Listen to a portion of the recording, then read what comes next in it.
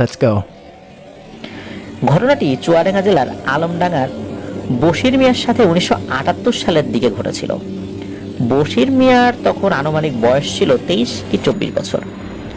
তিনি ছিলেন খুবই সাহসী একজন মানুষ। ওনার পেশা ছিল চাষাবাদ করা।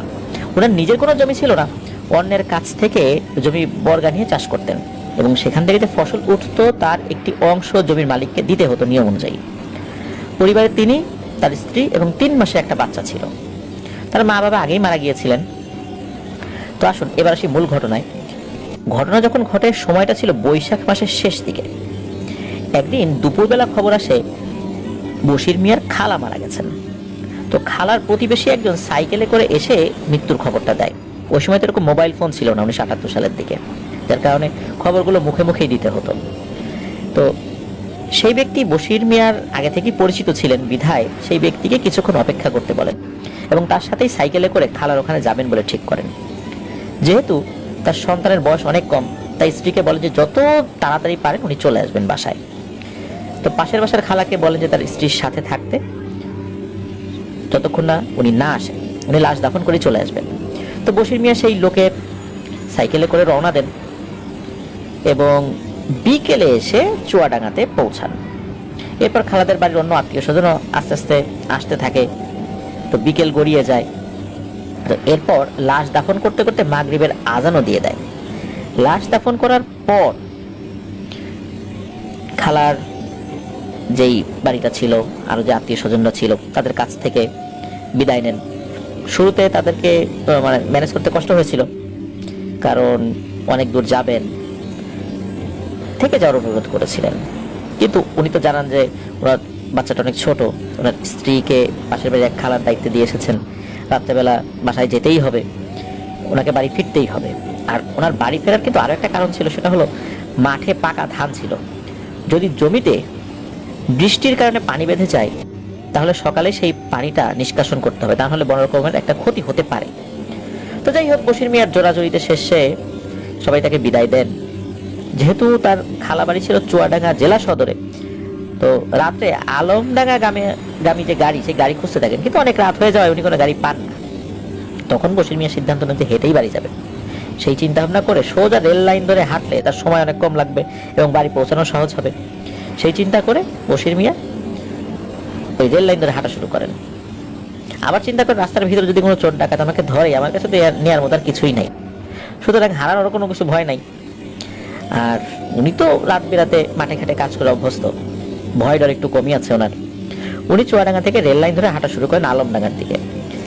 রেল লাইনের দুই লোহার যে লাইনটা রয়েছে, এর মাঝে লোহার পাটাতন থাকে, কোথাও কোথাও আবার দেখা যায় কাঠের পাটাতন থাকে, স্লিপার যেটাকে বলে আর কি। তো উনি এই এক একটা পাটাতনের উপর পা ফেলে ফেলে হেঁটে আসছেন।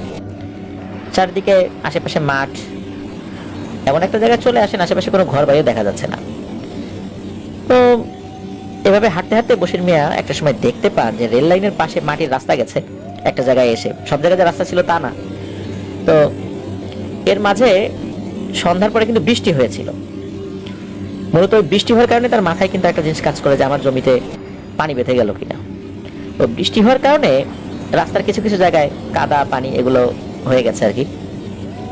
আর বশির মিয়ার ইচ্ছা থাকলেও ওই রাস্তা দিয়ে তো যেতে পারছেন না কাদা পানি হওয়ার কারণে, এই জন্য মূলত উনি রেল লাইনের মধ্য দিয়ে হেঁটে যাচ্ছিলেন। হঠাৎ করে উনি একটা শব্দ শুনতে পান। অল্প কিছু সময় পর উনি অনেক দূরে আলো দেখতে পান। উনি বুঝতে পারেন সামনে ট্রেন আসছে। তখন বশির মিয়া রেল লাইনে হাঁটা বাদ দিয়ে সেই মাটির রাস্তা দিয়ে হাঁটা শুরু করেন। ট্রেন তার কাছে আসার মোটামুটি 100-150 হাত তখনও দূরে ছিল। হঠাৎ করে বশির মিয়া লক্ষ্য করেন তার পেছন দিক থেকে হুড়মুড়িয়ে 10-12 বছরের বাচ্চা, এরকম 3টা বাচ্চা চিৎকার করতে করতে সব তার সামনে দিয়ে গিয়ে দৌড়ে ট্রেনের সামনে ঝাঁপ দেয় এবং খুব জোরে চিৎকার করতে করতে ট্রেনের সামনে যাচ্ছিল। তো বশির মিয়া ট্রেনের আলো স্পষ্ট দেখতে পান 3টি বাচ্চাকে দৌড়ে যেতে দেখতে। উনি তো চিন্তা করেন কি এবার 3টা বাচ্চা ট্রেনের সামনে দৌড়ায় কেন, ওর কি সুইসাইড করতে যাচ্ছে নাকি। তো উনি আবার বলছেন, এই বাবুরা দাঁড়াও দাঁড়াও, কোথায় যাও, মারা যাবা তো। তো তার কোনো কথাই শুনছে না, বাচ্চাগুলো সোজা ট্রেনের দিকে দৌড়াচ্ছে। একটা সময় উনি বুঝতে পারলেন যে এদেরকে আর উনি রক্ষা করতে পারবেন না। উনি চেষ্টা করেছিলেন, যখন ট্রেনটা একদম কাছে চলে আসে, বশির মিয়া চোখ বন্ধ করে ফেলেন এবং দুই কানের মধ্যে আঙ্গুল দিয়ে আল্লাহর নাম নিতে থাকেন। খুব ভয় পেয়েছিলেন যে চোখের সামনে এরকম 3টা বাচ্চা উনি রক্ষা করতে পারলেন না। কয়েক সেকেন্ড পরেই ট্রেন তার পাশ দিয়ে চলে যেতে থাকে। এবার বশির মিয়া চোখ খোলে এবং দেখতে পান যে এই ট্রেনটা একটা মালগাড়ি। আর উনি একটা জিনিস ভাবতে থাকে যে ট্রেনটার সামনে 3টা বাচ্চা লাফ দিয়ে সুইসাইড করলো, কিন্তু ট্রেনের ড্রাইভার একটাবার জন্য হর্ন বাজালো না। সাধারণত ট্রেনের ড্রাইভার ট্রেনের সামনে কোনো মানুষ বা অন্য কোনো প্রাণী আসলে হর্ন দিয়ে সতর্ক করে, কিন্তু এখানে ট্রেনের ড্রাইভার কোনো হর্নই দেন নাই। আবার ভাবেন, যেহেতু বিষয়টা দ্রুতই ঘটে গেছে, হয়তো ট্রেনের ড্রাইভার বা ট্রেনের মাস্টার যিনি, উনি বুঝতে পারেন নাই। তো বশির মিয়া একবার ভাবে সে রেল লাইনে উঠে বিষয়টা দেখবে যে সবাই কি মারা গেছে নাকি কেউ বেঁচে আছে। আবার তিনি কিছুটা ভয়ও পান, লাশগুলো যদি আবার ছিন্ন বিচ্ছিন্ন হয়ে পড়ে থাকে সেক্ষেত্রে উনি ভয় পেতে পারেন, কারণ এখনো তাকে অনেক রাস্তা যেতে হবে। এই জন্য তার মধ্যে একটা দ্বিধা কাজ করছিল। যদিও তিনি অনেক সাহসী মানুষ ছিলেন, তারপরও তার মধ্যে একটা ভয় কাজ করতে থাকে। যাই হোক, উনি সিদ্ধান্ত নেন উনি রেল লাইনের পাশের যে কাদামাটির রাস্তা দিয়ে যতদূর যাওয়া যায় যাবেন। তো বশির মিয়া মাটির রাস্তা দিয়ে হাঁটা শুরু করেন। উনি মাটির রাস্তা দিয়ে হেঁটে যাচ্ছেন, কিন্তু উনি প্রায় সময় রেল লাইনের উপর চোখ রাখছেন যে 3টি বাচ্চার লাশ উনি দেখতে পান কিনা। উনি যেই জায়গায় বাচ্চাগুলোকে ট্রেনের সামনে লাফিয়ে পড়তে দেখেছিলেন সেই জায়গায় এসে উনি একটু ভালো করে দেখার চেষ্টা করেন যে এখানে কিছু দেখা যায় কিনা, কিন্তু উনি তখনও মাটির রাস্তা দিয়ে হেঁটে যাচ্ছেন। উনি খুব ভালো করে খেয়াল করে দেখতে পেলেন যে রাস্তাটা আপনি পার হয়ে গেছেন, কিন্তু ওই বাচ্চাগুলো যে ট্রেনের যেই জায়গাটাতে ঝাঁপিয়ে পড়েছিল ওই জায়গায় উনি পার হয়ে চলে এসেছেন, কিন্তু উনি কোনো লাশের কোনো অস্তিত্ব দেখতে পাচ্ছেন না। উনি ভাবেন ট্রেন হয়তো এই লাশগুলোকে সামনের দিকে টেনে নিয়ে চলে গিয়েছে, এই জন্য হয়তো উনি কিছু দেখতে পাচ্ছেন না। উনি বাচ্চাগুলোর কথা ভাবছেন আর ওনার মতো করে হেঁটে যাচ্ছেন। মনটা ওনার খুব খারাপ, কারণ হঠাৎ এমন একটা জিনিস ওনার সামনে চলে আসলো। এগুলোতে যে প্যারানর্মাল কোনো বিষয় রয়েছে তখনও কিন্তু উনি বুঝতে পারেননি বা ভাবেননি, এগুলো ওনার মাথায় আসে নাই। কিছু দূর যাওয়ার পর মিয়ার বাগান নামক একটা বিশাল তাল এবং আম গাছ মিশ্রিত একটা বাগান পড়ে। ওই বাগানের কাছে আসতেই উনি দেখেন সামনে 8টা কি 10টা বাচ্চা তার দিকে আসছে। তারা এসেই বশির মিয়াকে জিজ্ঞেস করে যে আপনি 3টে বাচ্চাকে দেখেছেন আমাদের মতো? তো বশির মিয়া খেয়াল করেন যে বাচ্চাগুলো খুব ময়লা পোশাক পরেছে এবং এই ময়লা আবর্জনা মার্কা পোশাক পরার কারণে শরীর থেকে এক ধরনের দুর্গন্ধ বের হচ্ছে। খুব বিশ্রী দুর্গন্ধ, বিষয়টা এরকম নয়। অনেকে থাকে না যে অনেকদিন গোসল করে না, ময়লা আবর্জনা মাখানো কাপড় পরে আছে, তখন এক ধরনের দুর্গন্ধ বের হয়, ওরকম দুর্গন্ধ আর কি। তো বশির মিয়া আরো খেয়াল করেন যে যেই 3টি বাচ্চাকে উনি ট্রেনের নিচে ঝাঁপ দিতে দেখেছেন তারা এবং এই বাচ্চাগুলো একই বয়সের এবং উচ্চতা এবং দেখতেও অনেকটা একই রকমই, তবে চেহারা পার্থক্য আছে। তখন ওই বাচ্চাগুলো বশির মিয়াকে বলে যে 3টি বাচ্চাকে আপনি কি দৌড়ে যেতে দেখেছেন, যে যারা হঠাৎ করে ট্রেনের উপর ঝাঁপ দেওয়ার জন্য প্রস্তুতি নিচ্ছিল? তো একথা শোনার সাথে সাথে বশির মিয়া বলেন, হ্যাঁ আমি এরকম দেখেছি, আমার সামনেই ওই 3টা বাচ্চা ট্রেনের সামনে ঝাঁপ দেয়। তখন এগুলো শোনার সাথে সাথে ওই বাচ্চাগুলো বশির মিয়ার সামনে চিৎকার করে কান্না শুরু করে দেয়। এর মধ্যে একটি বাচ্চা বলে ওঠে, ভাই আপনি একটা খবর পৌঁছে দিতে পারবেন? তো বশির মিয়া বলে ওঠে, কি খবর, কোথায় পৌঁছে দিতে হবে? তখন আরেকটি বাচ্চা বলে ওঠে, সামনে কিছু দূর যাওয়ার পর আপনি একটি বাগান দেখতে পাবেন, ওই বাগানের মধ্যেই দেখবেন একটি বাড়ি আছে, ওই বাড়িতে গিয়ে একটু খবর দেবেন যে আপনি 3টি বাচ্চাকে ট্রেনের নিচে ঝাঁপ দিতে দেখেছেন। ওই 3টি বাচ্চা ওই বাড়িরই সন্তান, আপনি একটু কষ্ট করে বাড়িতে খবরটা দিয়েন। এই কথা বলা শেষ করে সবাই মিলে কাঁদতে কাঁদতে দৌড়াতে দৌড়াতে যেখানে বশির মিয়ার জায়গাটা দেখিয়েছিলেন বশির মিয়া যে ওই জায়গাতে ওরা ঝাঁপ দিয়েছে ওই দিকে চলে যেতে থাকেন। যাই হোক, বশির মিয়া কিছুক্ষণ ওখানে দাঁড়িয়ে থাকেন। একবার ভাবে যে ছোট ছোট বাচ্চাগুলোর পিছনে পিছনে গিয়ে তাকে সাহায্য করবে, ওরা আবার ওই রেল লাইনের দিকে গেল। আবার ভাবে যে বাচ্চাদের বাড়িতে খবর দেওয়াটাই ভালো হবে। উনি এইভাবে সামনে এগিয়ে যেতে থাকেন। পেছন থেকে উনি দূর থেকে ভেসে আসা কান্নার শব্দ শুনতে থাকেন। সামনে কিছু দূর যাওয়ার পর উনি একটি বিশাল বাগান দেখতে পান এবং উনি ওই বাগানের মধ্যে ঢুকে দেখেন দূর একটা জায়গা থেকে আলো ভেসে আসছে। বশির মিয়া আলো লক্ষ্য করে এগিয়ে যেতে থাকেন। উনি যত আলোর কাছাকাছি আসতে থাকেন উনি মাটির 2টো ঘর দেখতে পান। সেই ঘর দুটো আরো স্পষ্ট হতে থাকে ওনার চোখের সামনে। এই আলোটা তাদের ওই উঠোন থেকেই আসছে এবং ওই উঠোন বরাবর 3টি চৌকির মতো কিছু রাখা রয়েছে। যখন বশির মিয়া একেবারে ওই আলোর কাছাকাছি চলে আসেন, তখন উনি কিছুটা ঘাবড়িয়ে যান। উনি দেখেন যে যেই তিনটা চকি ভেবেছিলেন, এগুলো আসলে চকি না, তিনটা খাটিয়া। কিন্তু খাটিয়াতে তো কোনো লাশ নেই এবং আশেপাশে কোনো মানুষই নেই। উনি আরো খেয়াল করেন, উঠোন থেকে একটু দূরে একটা মাটির ঘর, সেখান থেকে কান্নার আওয়াজ আসছে। মনে হচ্ছে অনেকগুলো মানুষ ওই ঘরের মধ্যে কান্নাকাটি করছে।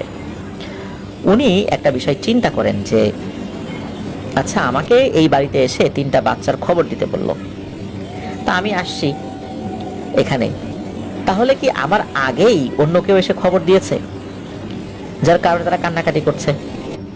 উনি এগুলো ভাবছেন। তারপরেও চিন্তা করলেন, যেহেতু আমি এত দূর এসেইছি, এদের কাছে খবরটা দিয়েই যাই। তো এই চিন্তা করছেন উনি। তো উনি ওই ঘরের দরজার কাছে যান এবং বলতে থাকেন, বাড়িতে যারা আছেন একটু বাইরে আসেন, আপনাদের সাথে দরকার আছে। এই কথা বলার পর ওই ঘর থেকে কান্নার আওয়াজ বন্ধ হয়ে যায়, কিন্তু ঘর থেকে কেউ বের হয় না। বশির মিয়া আবার ডাকতে থাকেন, কিন্তু ওই ঘর থেকে কোনো সারা শব্দ নেই। বশির মিয়া আবারও ডাকতে থাকেন। এবার উনি খেয়াল করেন ঘরের দরজাটা ক্যাচ ক্যাচ ক্যাচ ক্যাচ শব্দ করে খুলে যায়। তারপর ওখান থেকে কোনো মানুষ বের হয় না। উনি কিছু সময় অপেক্ষা করার পর চিন্তা করেন যে আমি একটু দরজা দিয়ে অল্প একটু ঢুকি, দেখি ভেতরে কে আছে। তো বশির মিয়া সেই ভাবনা অনুযায়ী যখনই দরজা দিয়ে ঘরের মধ্যে তাকিয়েছেন, উনি চমকে ওঠেন। উনি দেখেন ঘরের ভেতরে কেউ নাই এবং পুরো ঘরের ভেতরে জ্বলন্ত কয়লা জ্বলছে। ঘরের যে ফ্লোর বা মেঝে, সেখানে অসংখ্য জ্বলন্ত কয়লা। এটা দেখে উনি বেশ ঘাবড়িয়ে যান। উনি ভাবেন, এই ঘর থেকেই না কিছুক্ষণ আগে কান্নার আওয়াজ আসছিল, কিন্তু এখানে তো কেউ নাই। আর এই জ্বলন্ত কয়লার উপর তো কোনো মানুষের থাকা সম্ভব নয়। উনি তাড়াতাড়ি করে ঘর থেকে নেমে আসতে গিয়ে উঠোনে ওনার চোখ যায়। তখনই বশির মিয়া দেখেন তিনটি খাটিয়ার মধ্যে তিনটি বাচ্চার লাশ, এবং পাশে ওই যে বাচ্চাগুলোকে একটু আগে দেখেছিলেন, যারা কান্নাকাটি করতে করতে আবার রেল লাইনের দিকে যাচ্ছিল, এই বাচ্চাগুলো এখানে এসেছে কান্নাকাটি করছে। বশির মিয়া এইবার বুঝতে পারেন যে উনি যা দেখছেন এবং ওনার সাথে যা ঘটছে কোনোটাই স্বাভাবিক ঘটনা না। উনি হিসাব মেলাতে থাকেন, কেন ট্রেনের ড্রাইভার হর্ন দেন নাই? কারণ ট্রেনের ড্রাইভার কিছু দেখেই নাই, তো হর্ন দেবে কিভাবে? আর কেন তিনি এই বাড়িতে এসেই তিনটি খাটিয়া দেখতে পেলেন এবং এই ঘর থেকে কান্নার আওয়াজ শোনার পরও ঘরে কাউকে দেখতে পেলেন না?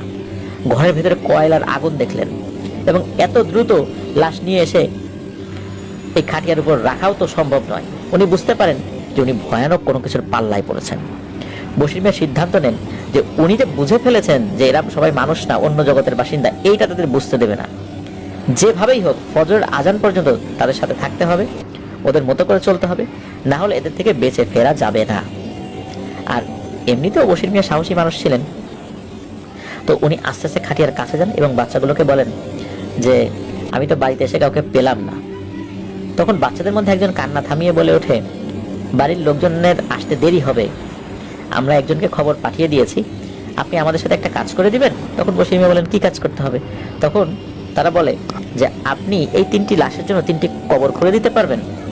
বশির মিয়া রাজি হয়ে যান, কারণ তিনি ভাবেন এই কবর খুঁড়তে খুঁড়তে উনি একটা দীর্ঘ সময় এদের থেকে আড়ালে থাকতে পারবেন, আর সময়ও লাগবে, এই সুযোগে ফজর আজান দিয়ে দিতে পারে। তো বশির মিয়া বলেন যে কোন জায়গায় কবর খুঁড়ে দিতে হবে আপনারা বলেন। তখন একটা বাচ্চা বলে, চলেন আমি আপনাকে দেখিয়ে দিচ্ছি। এই বলে ওই বাচ্চাটি ঘরের পেছনে একটা ঝোপের কাছে নিয়ে যায় এবং পাশাপাশি তিনটি কবর খুঁড়তে বলেন। তো বশির মিয়া দেখেন কবর খুঁড়তে যা যা লাগে আগে থেকে ওখানে সবকিছু রেডি করা আছে। এর মধ্যে কিন্তু বশির মিয়া ঘরের ওপার থেকে কান্নার আওয়াজ আবারও শুনতে থাকেন। ওই বাচ্চাটা সবকিছু বুঝিয়ে দিয়ে চলে যায় এবং বলে যদি কোনো কিছুর প্রয়োজন হয় তাহলে বশির মিয়া যেন এখান থেকে জোরে করে বলে, তাহলে তারা এসে সেটা দিয়ে যাবে, কিন্তু কোনোভাবে যেন ঘরের ওপারে না যায়। তো বশির মিয়া বলে ঠিক আছে, সে যাবে না। তখন ওই বাচ্চাটাও চলে যায়। আর বশির মিয়া ভাবছেন যেভাবেই হোক উনি একটি কবর কাটতে কাটতেই যেন ফজরের আজান দিয়ে দেয়, আর উনি কবরটা কাটবেনও ধীরে সুস্থে, সেভাবে উনি কাজ করবেন। তো বশির মিয়া জানতো আজান দেওয়ার সাথে সাথে এই জিনিসগুলো কিন্তু হারিয়ে যাবে। বশির মিয়া তো কবর কাটা শুরু করেছেন, ওদিক দিয়ে কিন্তু কান্নার আওয়াজ আসছে। কিছু সময় পর বশির মিয়া খেয়াল করেন ওই বাড়ি থেকে একবার কান্নার আওয়াজ আসে, আবার হাসির আওয়াজ আসে। উনি বিষয়টা ভালো করে বোঝার চেষ্টা করেন। উনি বুঝতে পারেন এই বাচ্চাগুলো কিছু সময় হাসে, আবার কিছু সময় কান্নাকাটি করে। আর বশির মিয়া ভাবছেন যে কখন যে এখান থেকে মুক্তি পাবো, নাকি আমার জীবন এখানেই শেষ হয়ে যাবে। উনি এইবার ওইদিকে খেয়াল না করে উনি মাটি কাটায় মনোযোগ দেন। আস্তে আস্তে মাটি কাটছেন, এভাবে অনেকটা সময় চলেও যায়। এক সময় বশির মিয়া খেয়াল করেন বাগানের এক পাশ দিয়ে বিশাল বাতাস আসছে, ভয়ানক এক বাতাস। এই বাতাস আসার শব্দ শোনার সাথে সাথে ওই যে ওই পাশ থেকে বাচ্চাদের হাসি কান্নার যে আওয়াজ আসছিল সব থেমে যায়।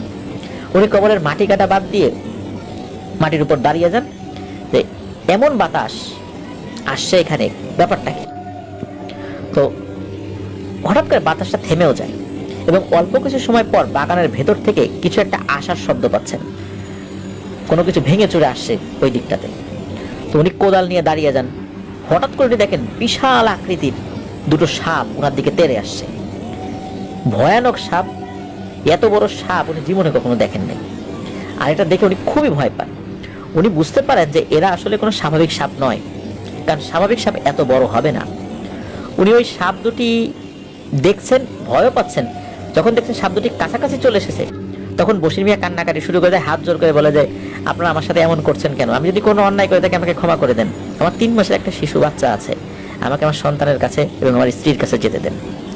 এই কথা বলার পর ওই সাপ দুটি থেমে যায় এবং ওই সাপ দুটি ধার বাকি একজন আরেকজনের দিকে তাকায়। মনে হচ্ছে যে সাপ দুটি খুব অবাক হয়েছে। সাপ দুটি কি করে, এরা মাথা ঘুরিয়ে যেদিক দিয়ে এসেছিল ওই দিকে চলে যায়। এর অল্প কিছু সময় পর ঠিক ওই বাগানের ভেতর থেকে স্বাভাবিক মানুষের বেশে 2 জন মানুষ বেরিয়ে আসে। একজনের বয়স একটু বেশি, আরেকজন মাঝারি বয়সের, দুজনই পুরুষ মানুষ। এবং তাকে জিজ্ঞেস করেন যে আচ্ছা হয়েছেটা কি, বলো তো তুমি এখানে কিভাবে আসলা?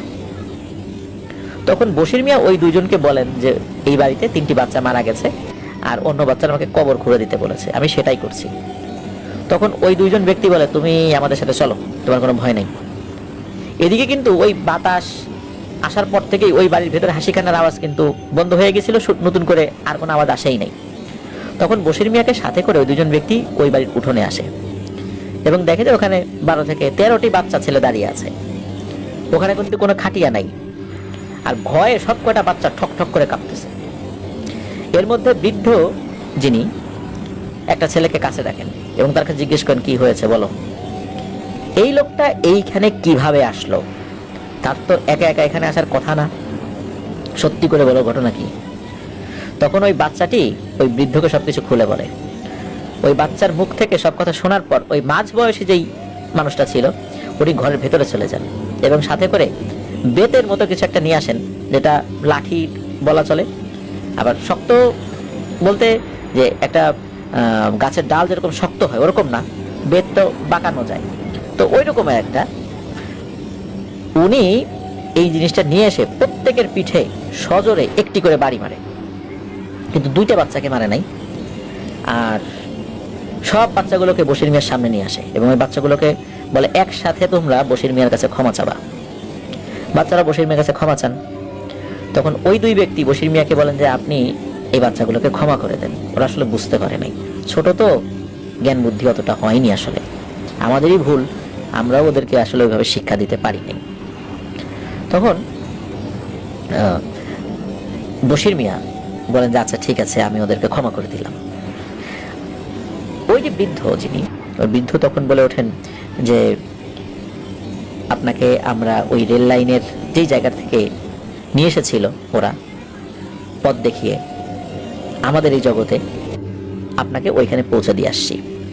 তখন বশির মিয়া বলেন যে আমাকে যদি আমার বাড়ির কাছাকাছি পৌঁছে দেন খুব ভালো হয়, আমি কোনো কিছু চিনতে পারছি না এখন, আমি খুব ভয় পাচ্ছি। তখন ওই যে বৃদ্ধ লোকটি উনি ওই মাটির ঘরে ঢোকেন যেখানে বশির মিয়া ওই যে জ্বলন্ত কয়লা দেখতে পেয়েছিলেন আর কি। উনি অল্প কিছু সময় পর ওই ঘর থেকে বের হন, হাতে একটা ছোট্ট পুটলি এবং 1 গ্লাস পানি হাতে নিয়ে। ওই বৃদ্ধ বলে ওঠেন আপনি তো অনেক পরিশ্রম করেছেন, এই জন্য আমাদের পক্ষ থেকে কিছু সম্মানই দেওয়া হচ্ছে, আর আমরা খুবই লজ্জিত আপনার সাথে এই ধরনের ঘটনা ঘটার কারণে। তো বশির মিয়া তো ওই যে উপহার এটা না নেওয়ার জন্য খুব জোরাজোরি করতে থাকে। এক পর্যায়ে বৃদ্ধ বলে ওঠে আপনি যদি এই গিফট নেন আমরা অনেক খুশি হব, আর আপনি যদি না নেন তাহলে আমি অপমানিত বোধ করব। তো এক পর্যায়ে বশির মিয়া ওই পুটলিটি গ্রহণ করেন এবং পকেটে রেখে দেন। এরপর ওই লোকটি বশির মিয়ার হাতে 1 গ্লাস পানি দিয়ে বলেন যে আপনি অনেকক্ষণ ধরে কাজ করেছেন, আপনাকে অনেকটা ক্লান্ত মনে হচ্ছে, আপনি এই পানিটা খান, ইনশাল্লাহ আপনার ক্লান্তি দূর হয়ে যাবে। তো বশির মিয়া অনেক ভয় পেলেও এই 2 ব্যক্তির ব্যবহারে উনি আশ্বস্ত হন এবং ওই বৃদ্ধর কাছ থেকে গ্লাসটি নেন। পুরো পানিটা খেয়ে ফেলেন। আসলেই উনি খুব ক্লান্ত ছিলেন, গলাও শুকিয়ে গিয়েছিল। এরপর বশির মিয়ার আর কোনো কিছু মনে নাই। ওনার যখন জ্ঞান ফেরে তখন দেখেন উনি একটা মসজিদের সামনে হেলান দিয়ে বসে আছেন, পাশে একজন লোক দাঁড়িয়ে আছে, আর এই ব্যক্তি হচ্ছে সাখাওয়াত হুজুর। বশির মিয়া তখন বলে ওঠে আমি কোথায় আছি? তখন সাখাওয়াত হুজুর বলেন আপনি মুন্সিগঞ্জের একটি মসজিদের পাশে আছেন। মসজিদের পাশে, ওই লোকটি বলে নাকি মসজিদের পাশে একটি রুম আছে, সেখানে আমি শুয়েছিলাম। কেউ একজন আমার দরজায় কয়েকবার ধাক্কা দিলে আমি বের হয়ে দেখি আপনি আমার রুমের সামনে অচেতন অবস্থায় পড়ে আছেন। আপনাকে উঠিয়ে একটু হেলান দিয়ে বসাই এবং আপনার মুখে পানি ছিটা দেই, এরপর আপনার জ্ঞান ফেরত আসে। তা আপনি এখানে কিভাবে আসলেন? তখন বশির মিয়া সাখাওয়াত হুজুরকে সব কথা খুলে বলেন। সব বলার পর সাখাওয়াত হুজুরকে জিজ্ঞেস করেন এখন কত রাত হয়েছে? তখন হুজুর বলেন যে রাত 3টার মতো বাজছে। তো অনুমান করে বলেছিলেন নাকি, ওই সময় হুজুর হাতেও ঘড়ি ছিল না। তখন ওই হুজুর বশির মিয়াকে তার রুমের ভিতর নিয়ে যায়, কোরআনের কিছু আয়াত পড়ে তাকে ফু দেন।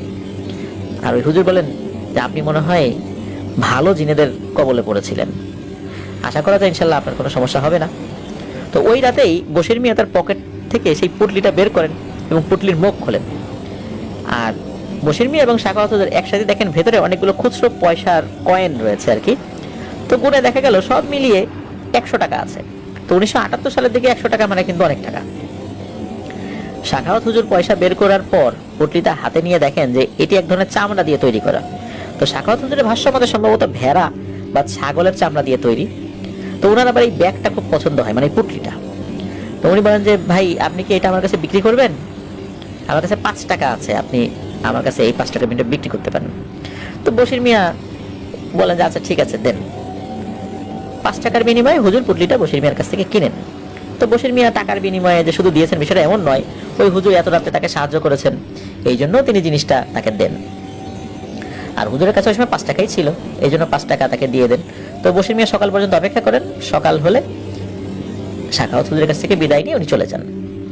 এরপর হুজুর সেই দিন পার হয়ে রাত আসে। এর মধ্যে ওই দিন এক ব্যক্তির কাছে উনি 1.5 টাকা পেতেন আর কি, ওই ব্যক্তি তাকে 1.5 টাকা দিয়ে যায়, মানে 1 টাকা 50 পয়সা। ওই টাকা উনি ওই পুটলির মধ্যে রেখে ঘুমিয়ে পড়েছিলেন। পরদিন সকালে উনি সেই পুটলিটি আর পাননি। আর সেই 1.5 টাকা কিন্তু ওনার যেখানে পুটলিটা রেখেছিলেন আর কি সেখানেই পড়ে আছে। উনি বিষয়টা নিয়ে খুব অবাক হন। যাই হোক, এর বেশ কিছুদিন পরে একজন বড় হুজুরের সাথে দেখা হলে সাখাওয়াত হুজুর বশির মিয়ার সাথে ঘটনাটা সবকিছু খুলে বলেন এবং ওই পুটলির বিষয়টাও খুলে বলেন। হুজুর কিছুদিন পরে তাকে যেতে বলেন। কিছুদিন বাদে সাখাওয়াত হুজুর গিয়ে দেখা করেন। তখন হুজুর বলেন যে ওই মিয়ার বাগানে এক জিন পরিবার বসবাস করে, এরা সবাই খুব ভালো জিন। এই পরিবারে 10 থেকে 11টা বাচ্চা আছে, তারাও খুব ভালো। তো ওই দিন ওই বাচ্চাগুলোকে একসাথে রেখে দূরে এক আত্মীয়ের বাড়িতে বেড়াতে গিয়েছিলেন বাড়ির মুরব্বীরা। এর মধ্যে বেশ দূর থেকে 2টি বাচ্চা জিন এই মিয়ার বাগানে বেড়াতে আসে। ওরা আবার একটু দুষ্টু প্রকৃতির, মানে খুব খারাপ তা না, এটা একটু দুষ্টু প্রকৃতির আর কি, চঞ্চল। যখন এদের সাথে দেখা হয় তখন ওরা গল্প গুজব করতে থাকে। হঠাৎ করে বশির মিয়াকে দেখে ওই বাচ্চা দুটির মাথায় একটা দুষ্টু বুদ্ধি আসে। বলে বশির মিয়াকে তারা ভয় দেখাবে, শুধু ভয় দেখাবে, এর থেকে বেশি কিছু না, তাকে কোনো ক্ষতি করবে না। প্রথমে অন্য বাচ্চাগুলো রাজি না, বলে যে না আমাদের বাসার লোক জানলে আমাদেরকে খুব মারবে, রাগ করবে, বলেছে যে মানুষদেরকে ভয় দেখানো যাবে না। তো কিন্তু কোনো তো ক্ষতি করবে না, ওই মানে এরকম চিন্তা করেছে আর কি। পরে রাজি হয়ে যায়। মূলত এই বিষয়টা থেকেই ওই যে 3টা বাচ্চা ট্রেনের সামনে ঝাঁপ দেয়া, তারপরে যে ভিতরে নিয়ে আসা, এই যে একটা নাটক সাজায়, তারা একটা মায়াজাল সৃষ্টি করে। আর এত কিছু করার পরও যখন বশির মিয়া ভয় পাচ্ছিল না, তখন তার রুমের মধ্যে জ্বলন্ত আগুনের কয়লা দেখায়। ওরা ভেবেছিল এইটা দেখে উনি যেদিক দিয়ে আসছিলেন দৌড়ে ওইদিকে চলে যাবেন। কিন্তু তারপর যখন ভয় পান নাই, তখন তাকে কবর খুঁড়তে বলে। ওরা ভাবে কবর খুঁড়তে খুঁড়তে হয়তো সে ভয় পাবে আর এখান থেকে পালিয়ে যাবে। এই জন্য তারা একবার হাসে, একবার কান্না করছিল। এই শব্দ শুনেও বশির মিয়া কেন পালাচ্ছে না ওখান থেকে, তারা চিন্তা করছে যে এই লোক পালায় না কেন। আসলে বশির মিয়া তো আবার অন্য চিন্তা করছিল। এর মধ্যে যখন বাতাস শুরু হয় তখন ওই বাচ্চাগুলো বুঝতে পারে সর্বনাশ, তার পরিবারের লোকজন তো আসতেছে। এই জন্য বাচ্চাগুলো ভয়ে চুপ হয়ে যায়। আর ওই যে যে 2জন আসছিল ওই পরিবারের, ওরা যখন ওই বশির মিয়াকে দেখে দূর থেকেই, তখন ওরা ভাবে নিশ্চয়ই কোনো তান্ত্রিক বা কবিরাজ টাইপের কিছু এখানে এসেছে এই বাচ্চাগুলোকে বন্দি করার জন্য। এই কারণে তারা প্রথমে ভয়ঙ্কর সাপের রূপ নিয়ে আসেন। যখন বশির মিয়া কান্নাকাটি শুরু করে দেন, তখন ওনারা বুঝতে পারেন এই লোক তো আসলে কোনো ক্ষতিকর লোক না, নিশ্চয়ই কোনো বিপদে পড়ে আসে বা অন্য কোনো কারণ আছে। এই জন্য তারা আবার খুব অবাক হয়েছিলেন, একজন আরেকজনের দিকে তাকিয়েছিলেন। পরে তারা আবার ঘুরে চলে গিয়ে মানুষের বেশ নিয়ে আসেন, যাতে বশির মিয়া ভয় না পান। আর বশির মিয়াকে সাথে নিয়ে ওই বাচ্চাদের কাছে যান। এর মধ্যে মাঝ বয়সী জিনটা ওই বেতের মতো একটা লাঠি দিয়ে সকলকে আঘাত করে, কিন্তু ওই দুইটা বাচ্চাকে আঘাত করে না। কারণ হলো ওই দুইটা বাচ্চা তাদের মেহমান ছিল, যদিও বা দুষ্ট ছিল, মেহমান তো, মেহমানদের এভাবে তো আর অপমান করা যায় না। তবে পরে নাকি ওই বাচ্চা দুটোকে তাদের এইখানে আসতে নিষেধ করে দেন, যে তোমরা এখানে আসবা না, আমাদের বাচ্চাদের সাথে আর মিশবা না। তো যাই হোক, ওই বাচ্চা দুটো ওখান থেকে চলে গিয়েছিল। আর পানি খাওয়ার পর বশির মিয়া অজ্ঞান হয়ে গেলে জিনেরা ভিন্ন জায়গায় মুন্সিগঞ্জের একটা মসজিদের কাছে রেখে আসে। পরবর্তীতে বশির মিয়া জ্ঞান ফেরার পর সব কথা শোনেন, আর সেখান থেকে চলেও আসেন। তার কাছে 100 টাকা ছিল। আর মূলত ওই যে সাখাওয়াত হুজুর, উনি ওই যে পুটলিটা কিনেছিলেন, কেন ওই পুটলিটা সকালবেলা আর পাননি, এর পেছনে কারণ হলো যে ওই পুটলিটা জিনেরা দিয়েছিল উপহার হিসাবে। এইটা বশির মিয়ার উচিত হয়নি টাকার বিনিময়ে বিক্রি করা। উনি যদি এমনিতে দিয়ে দিতেন তাহলে ওটা থাকতো। যেহেতু টাকার বিনিময়ে বিষয়টা বিক্রি করেছিলেন, টাকা নিয়েছিলেন, অন্তত গ্রহণ করেছিলেন টাকাটা, এই কারণেই জিনেরা বিষয়টা ভালোভাবে নেয় নাই, এই জন্য ওরা ওইটা নিয়ে গিয়েছিল। কিন্তু ওর ভেতরে থাকা 1.5 টাকা কিন্তু পড়েই ছিল। পরবর্তীতে কিন্তু ওই সাখাওয়াত হুজুরের সাথে বশির মিয়ার দেখা হয়েছিল, অনেক কথা হয়েছিল। সাখাওয়াত হুজুরের কাছে সবকিছু শোনার পর সে 5 টাকা কিন্তু ওই সাখাওয়াত হুজুরকে বশির মিয়া ফেরত দিয়েছিল। কিন্তু ফেরত দিলেও ওই পুটলিটা কিন্তু আর উনি পান নাই। তো এটাই ছিল ঘটনা। 1966 সালের দিকে আমার বাবার সাথে ঘটে, সম্পর্কে যিনি আমার দাদু হন, বাবার চাচার সাথে ঘটে। এইবারের ঘটনাটা আমার বাবার কাছ থেকে শোনা, যদিও ঘটনাটি বড়, আমি যথাসম্ভব ছোট করে গুছিয়ে লেখার চেষ্টা করছি। বেশ আগের কথা, আমার দাদু ছিলেন, আমার দাদুর নাম ছিল মাকসুদ শেখ। পেশায় তিনি একজন কবিরাজ ছিলেন, যুবক বয়সী, ভীষণ সাহসী, গানও গাইতে পারতেন বেশ।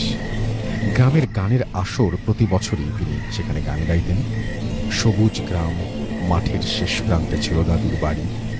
একদিন কিছু লোক খুব তাড়াহুড়া করে একটা মেয়েকে দাদুর বাড়িতে নিয়ে আসে চিকিৎসার জন্য। দাদু বাড়িতে ছিলেন না, মেয়েটির আচরণ ছিল অস্বাভাবিক। আশেপাশের লোকজন বাড়িতে জড়ো হয়ে যায় মেয়েটিকে দেখতে। দাদুকে ডাকা হলো, তিনি বাড়ি থেকে লোক সমাগম কমিয়ে দিলেন এবং মেয়েটির চিকিৎসা শুরু করলেন। কিন্তু মেয়েটার সেই বিভৎস আচরণ, মুখ থেকে জিহ্বা এক হাতের মতো বেরিয়ে বারবার মাটি স্পর্শ করছিল, রক্ত লোলুপ দুটো চোখ, নিজের চুল নিজ হাতে ছেঁড়া, এইগুলো যেন দাদুকে একদম আটকাতে পারছিল না। অবশেষে তিনি পারেন, যেটা ছিল সাময়িক একটা চিকিৎসা মাত্র, মেয়েটিকে তেল পড়া, পানি পড়া ইত্যাদি দিয়ে তার পরিবারকে বলে দেন পরের সপ্তাহে আবার নিয়ে আসতে। দাদুর দিনগুলো অন্য কয়েকটি দিনের মতোই কাটছিল। হঠাৎ একদিন রাতে তিনি একটা স্বপ্ন দেখেন।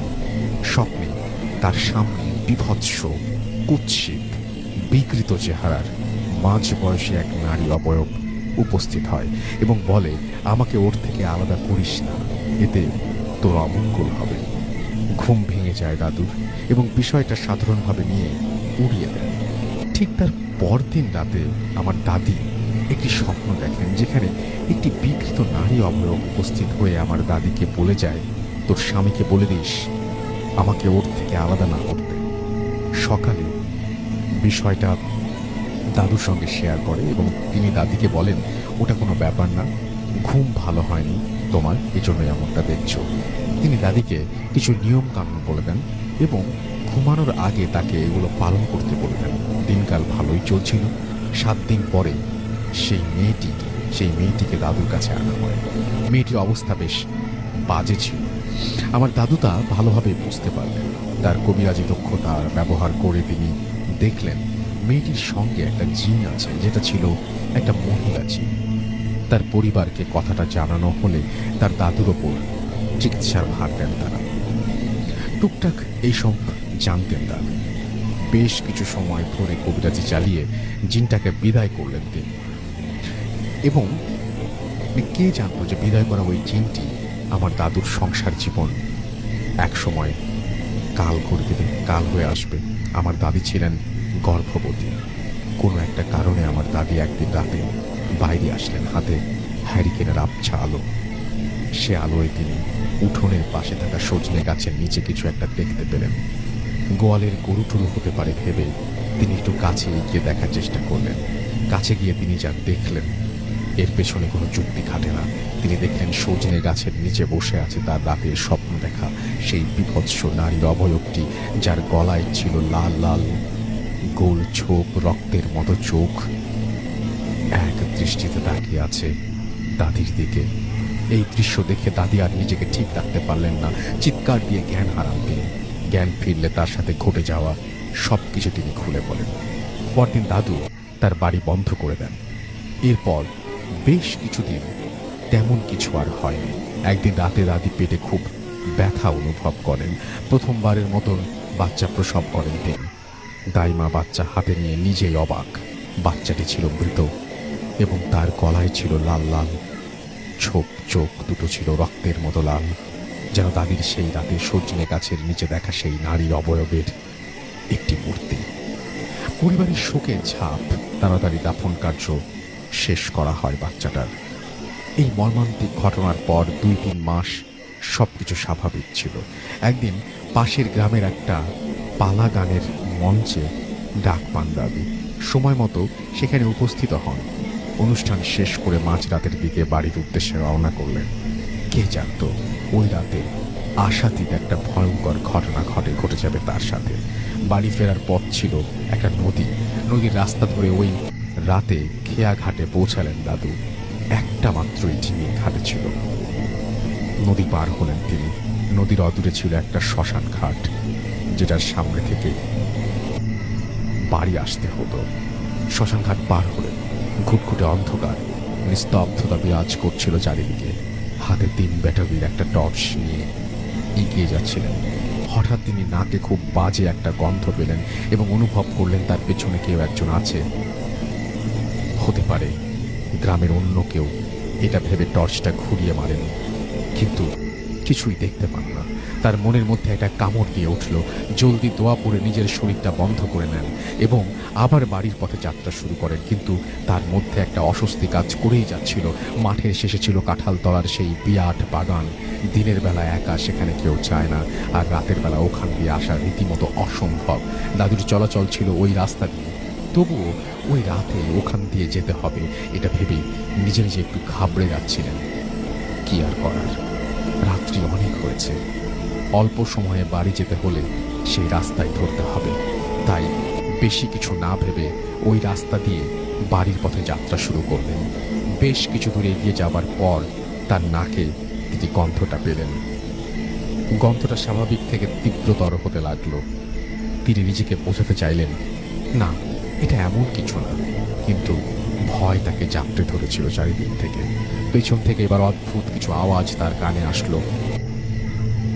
তিনি পেছনে একবারও তাকান, তাই টর্চ হাতে সোজা এগিয়ে যান। হঠাৎ তার মনে হলো শুকনো পাতার ওপর দিয়ে কেউ হাঁটলে যেমন মর্মর আওয়াজ হয়, এমন আওয়াজ করে কেউ একজন তার পাশে হাঁটছে। মনের অজান্তে পাশের ভয়ঙ্কর বাগানের দিকে তার টর্চের আলো চলে যায়।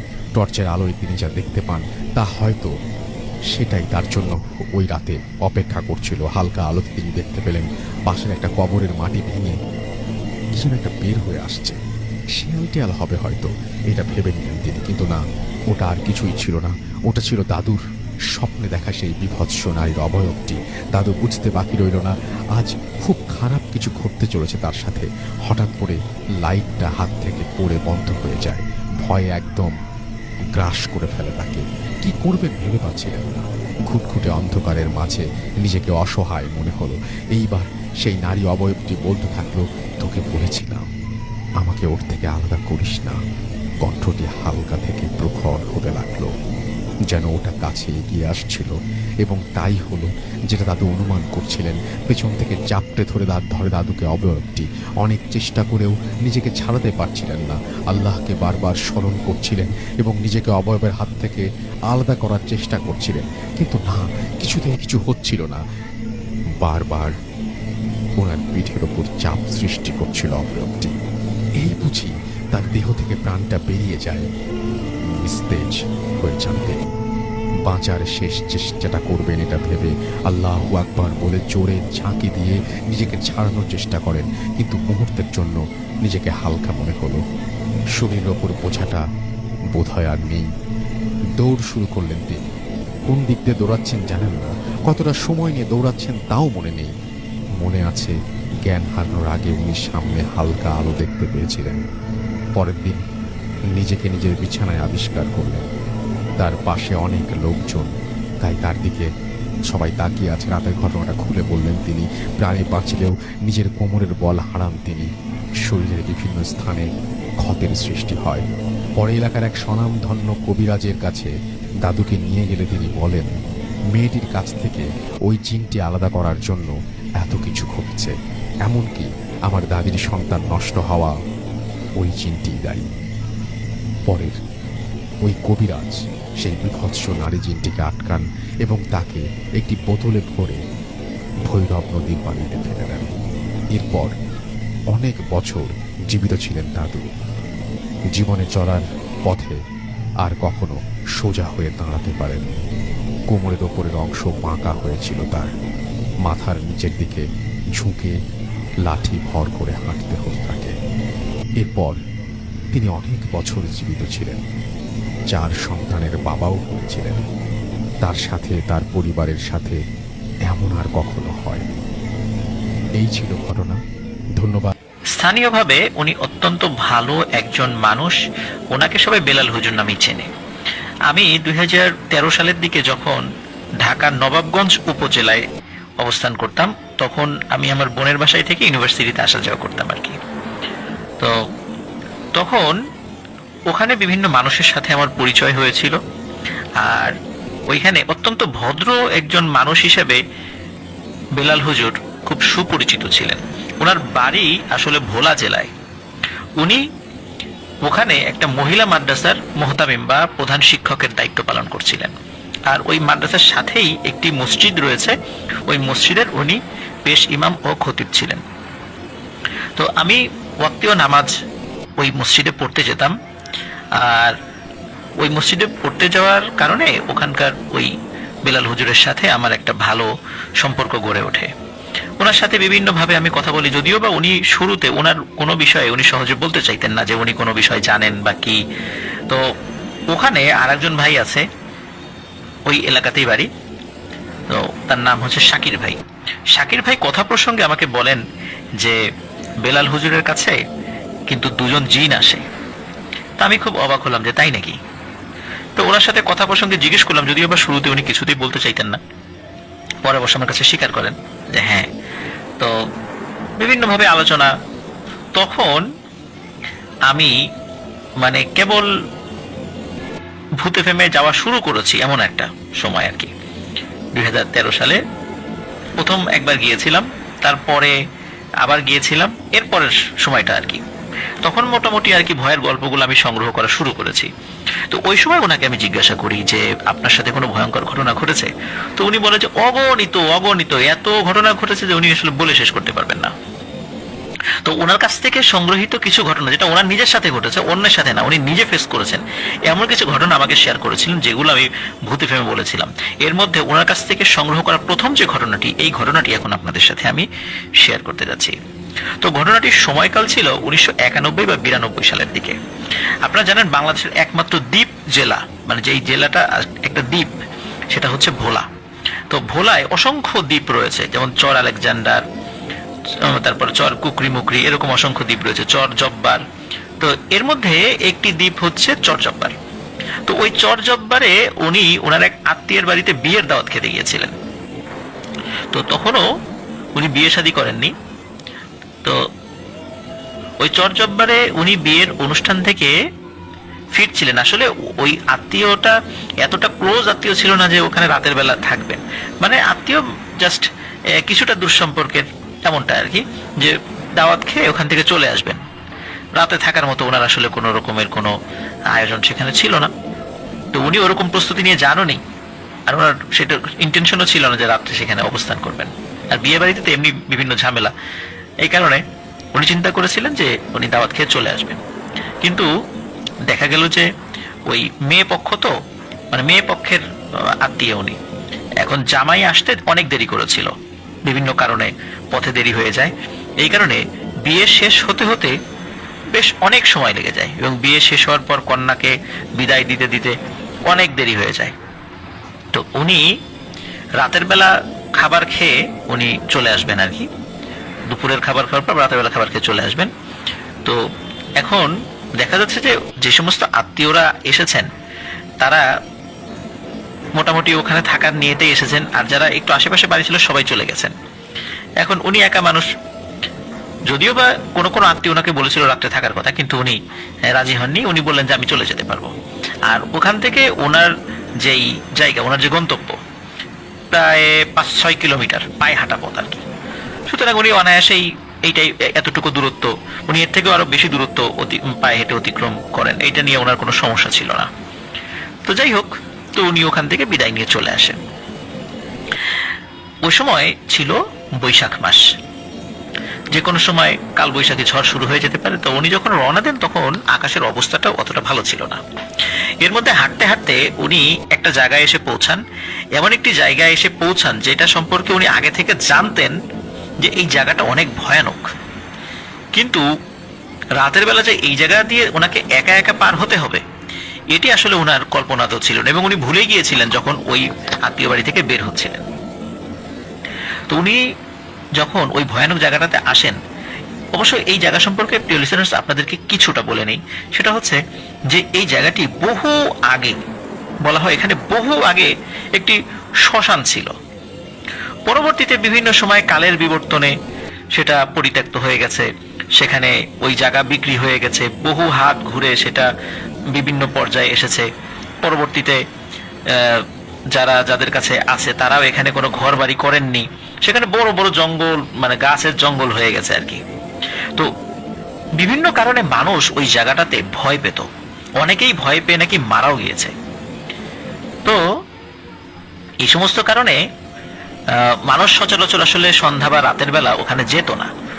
আর আশপাশ দিয়ে যদিও কিছুটা বসতি গড়ে উঠছিল ওই সময়টাতে, এখন ওই জায়গাটা ভয় হওয়ার কারণে ওই মানুষ রাতের বেলা বা সন্ধ্যার পরে যেহেতু ঢুকতো না, তো সবাই চিন্তা করলো যে যেহেতু এই জায়গাটাতে অনেকেই ভয় পায়, আর যার জায়গা আর কি, যিনি ব্যক্তি, তো উনি সিদ্ধান্ত দিলেন একটা কাজ করি, যেহেতু বহু আগে এখানে শ্মশান ছিলই, তো এখন তো আর তারা কেউই নাই বা এটার কোনো অস্তিত্বও নেই, যেহেতু জায়গাটা আমি কিনেছি, তাও সেটা বহু বছর হয়ে গেছে, তো এই জায়গাটাতে একটা মসজিদ তৈরি করে দিই।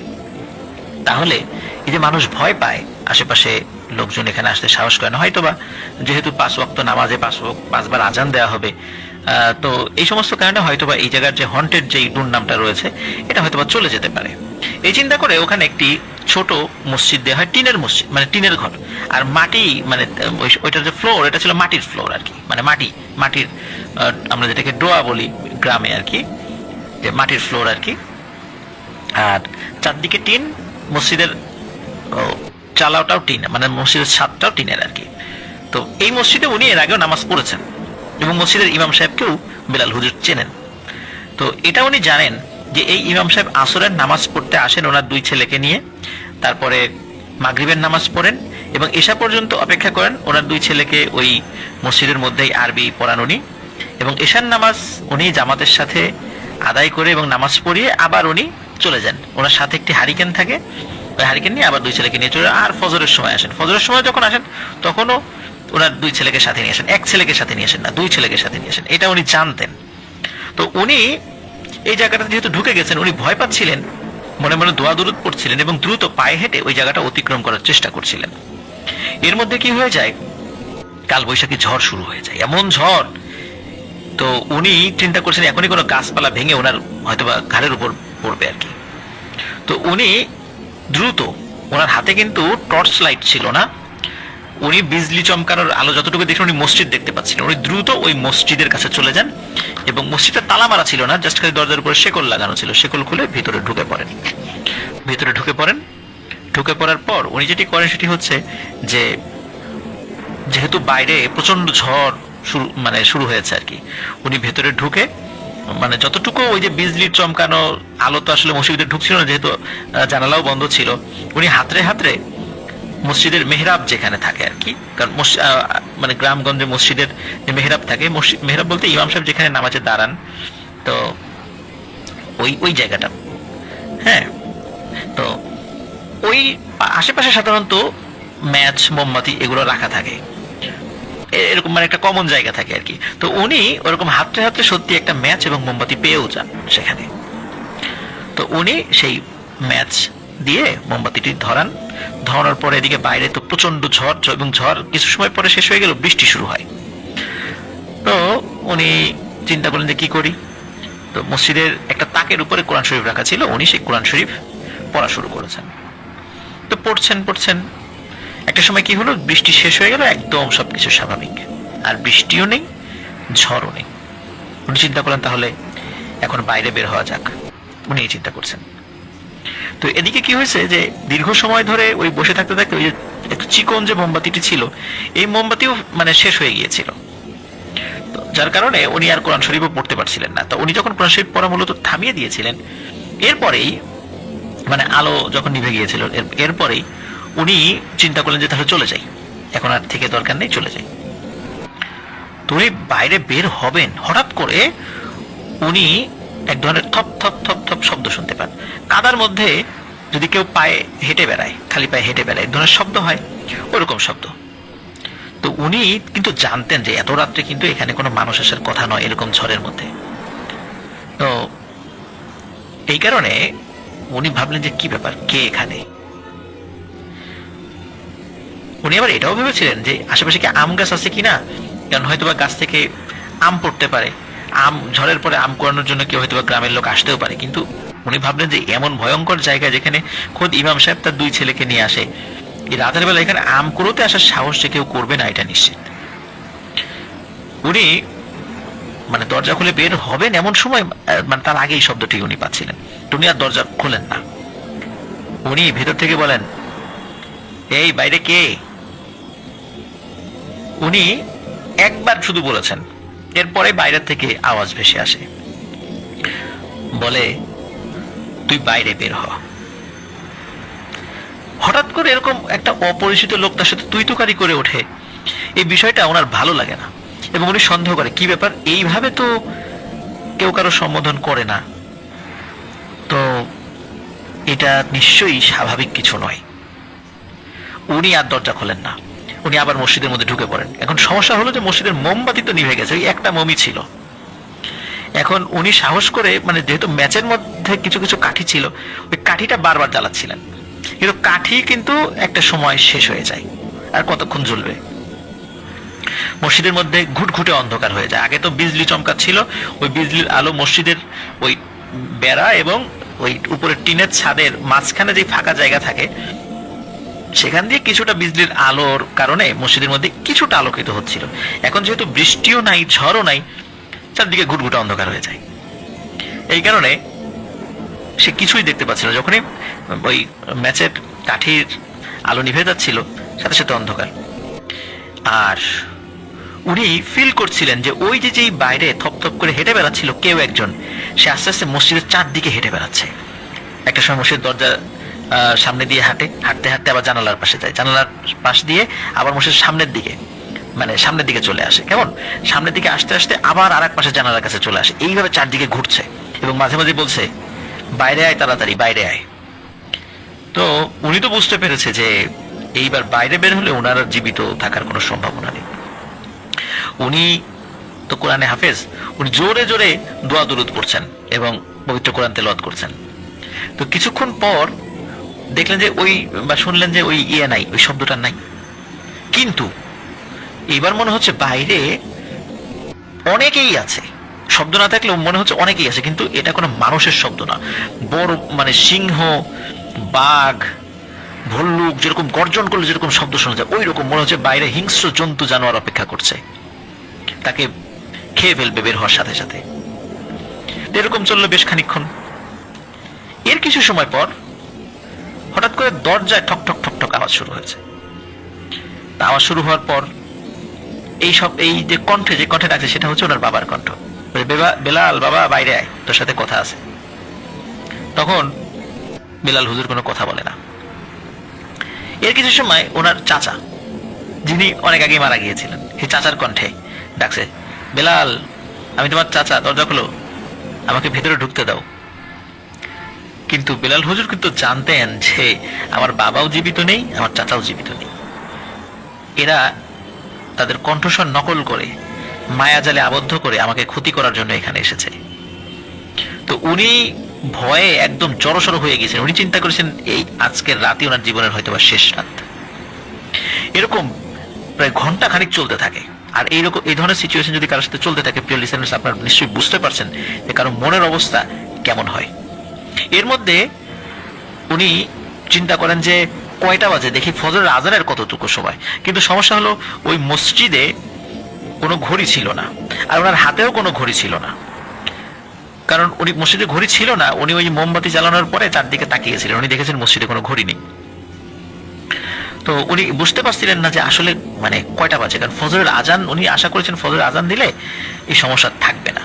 তো উনি যেই নাই চিন্তা করছেন, হঠাৎ করে বাইরের থেকে কোনো একটা মসজিদের মাইকে ফজরের আজান ভেসে আসে।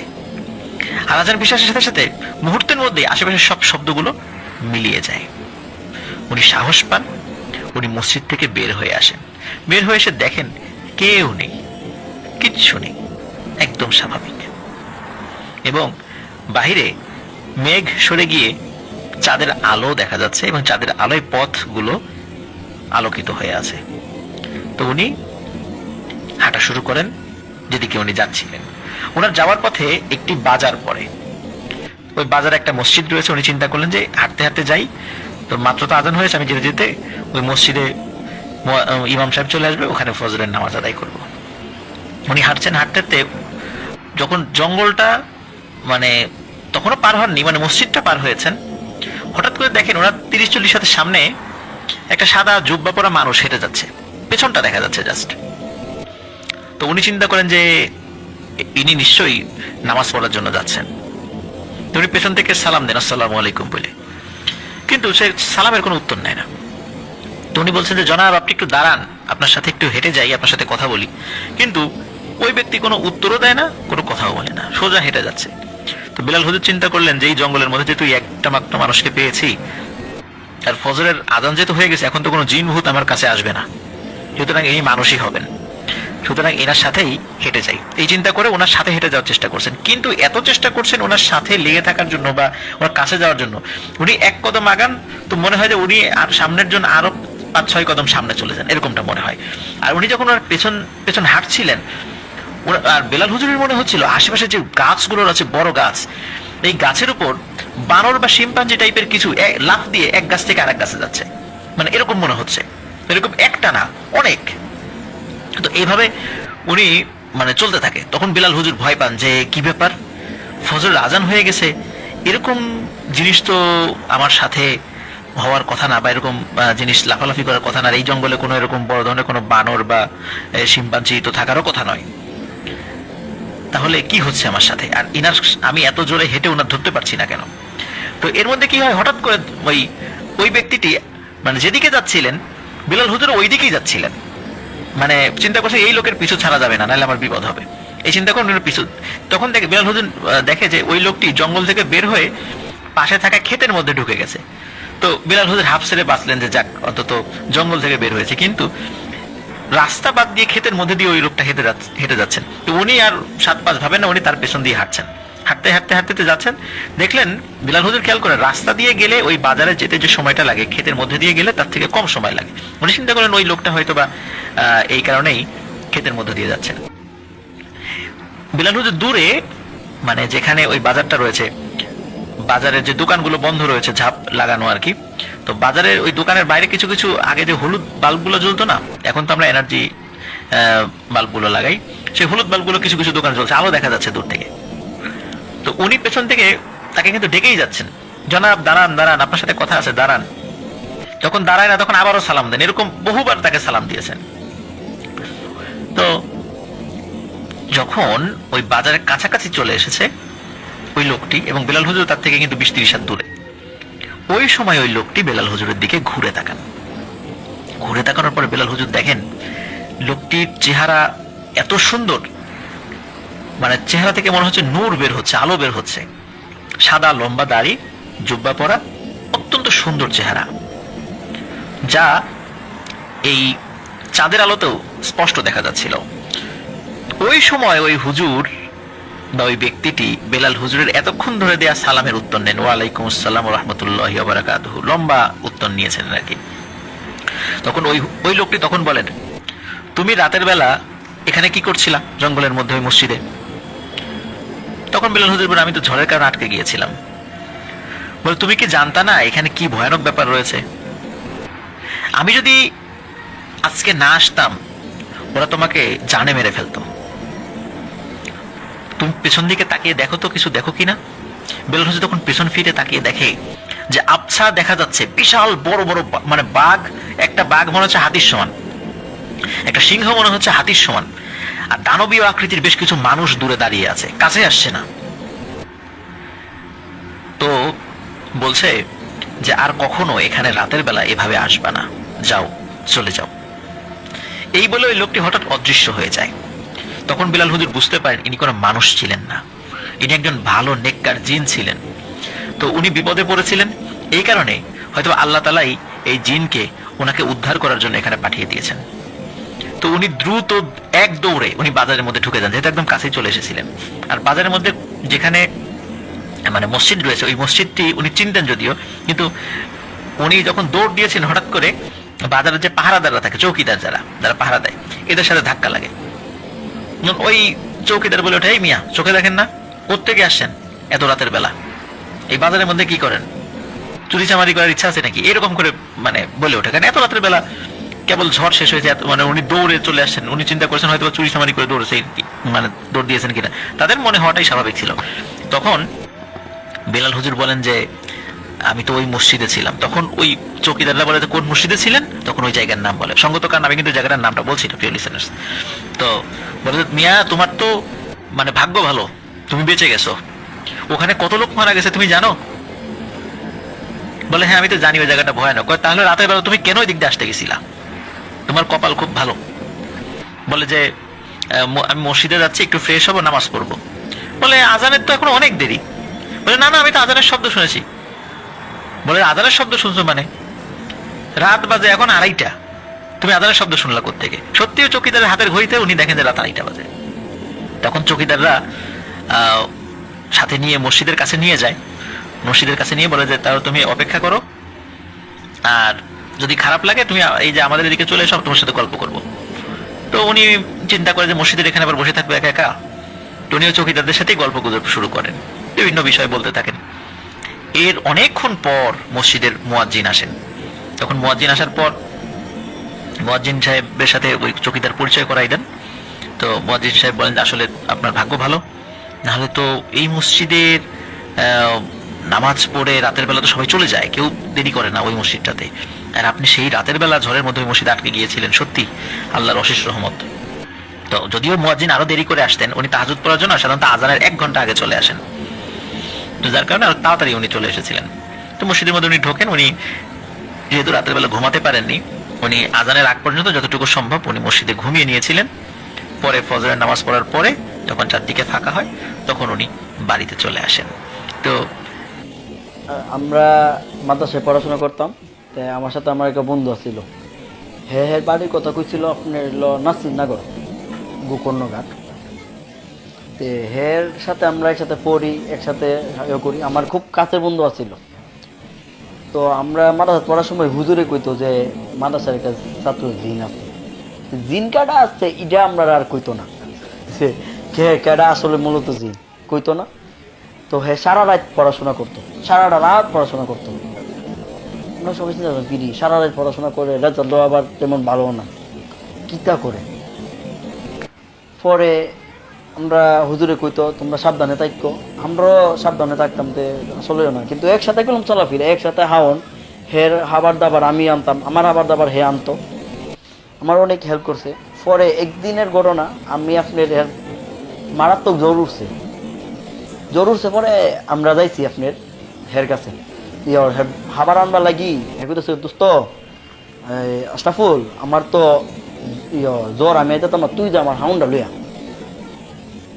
কইছে পরে লইস তো করার পরে হে আর আমার আবার মন নাই তো পাইতেছে মানে খাবার আমি আমার হাউন নাই হঠাৎ হের কথা মনে হচ্ছে যে হের এখন হাউন করতে আনবো তো হাউন নাই আমি যাইছি হের হাউন আনবার লাগি হের বাড়ির মধ্যে যাই দিয়েছে বাড়ি দইতাম যাইছি যাইছি বাড়ির মধ্যে রোস্ট এরপরে বড় মাছ আর পোলাও ভাত সব কিনি তাই লোক টিকা পরও কিছু মনে হয় কেউ মনে আনছে কারণ অনেক সময় তো অল্লান্ত অনেক আনতে পারে মনে হয় না, আমি বলে হয়েছি না আরেকদিনকা আমরা মাদ্রাসার থেকে এই জাগির বাড়িতে আইতেছি তো আসার সময় জাগির বাড়ি বলতে রুদিন বাড়ির থেকে আইতেছি হঠাৎ মানে আপনার আল্লাহ একবার বৃষ্টি পড়া শুরু হয়েছে ওর হের উপরে আর বৃষ্টি পড়ে না হের নাম ছিল উমর বন্ধু ছিল খুব কাছের মানুষ ছিল অনেক আমার ইয়ে করতো তার মানে বন্ধুত্বের মধ্যে আমাদের এর সাথে আমার ভালো সম্পর্ক আছে পরে হেজাগির বাড়িতে আইতাছি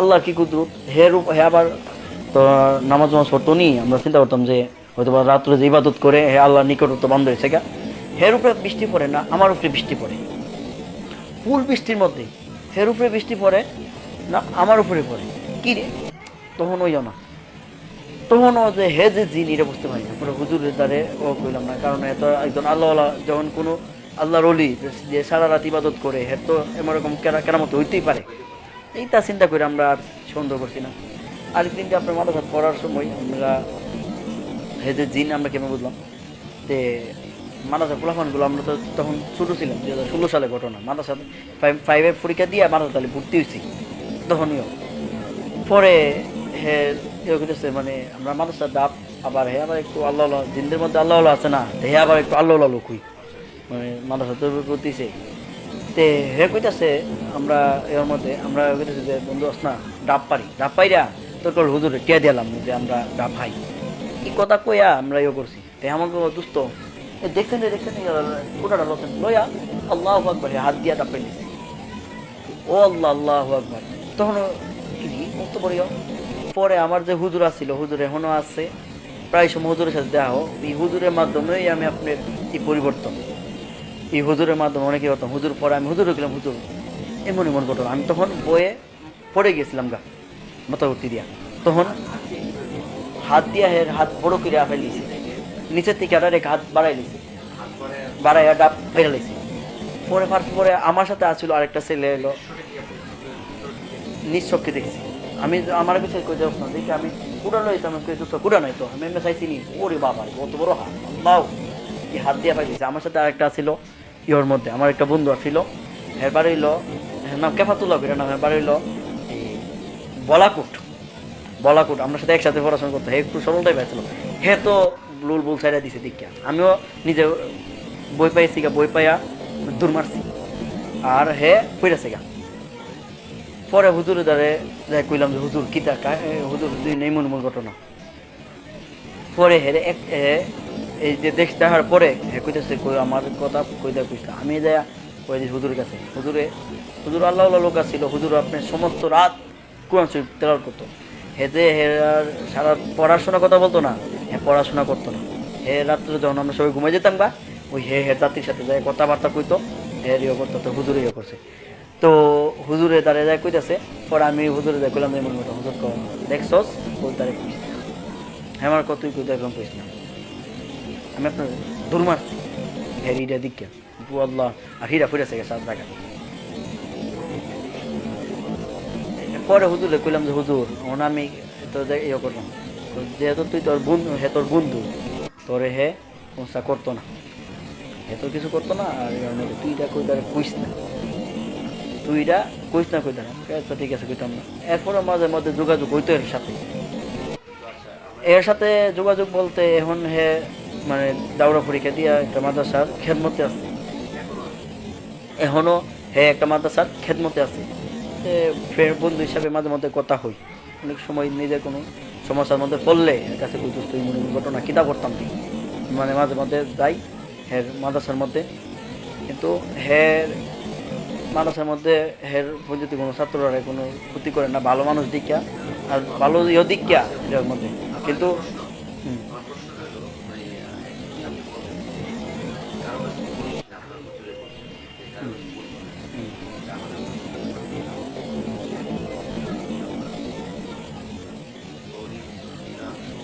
না, আমি আপনাকে বলতেছি না যে এ কোন জায়গার মধ্যে শিক্ষকতা করে, এটা তো আমি আপনাদের কইতেছি না, এটা বলি নাই। এ কোন মাদ্রাসাতে আমার সাথে পড়াশোনা করছে এটাও আমি কইছি না, কারণ জানো না।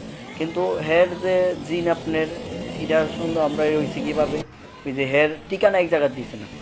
আর যে মাদ্রাসা অনেক সময় আপনারা মাদ্রাসায় যারা পড়াশোনা করেন, মাদ্রাসায় যারা পড়াশোনা করেন আমি তাদেরকে কইতেছি, দেখুন কোন দেখবেন আপনার বন্ধু অথবা ছাত্র ভাই, আমরা স্কুলের ছাত্ররা কই যে বন্ধু সহপাঠী, আর আপনার ছাত্র ভাই কই, আমরা ছাত্র ভাই কইতাম।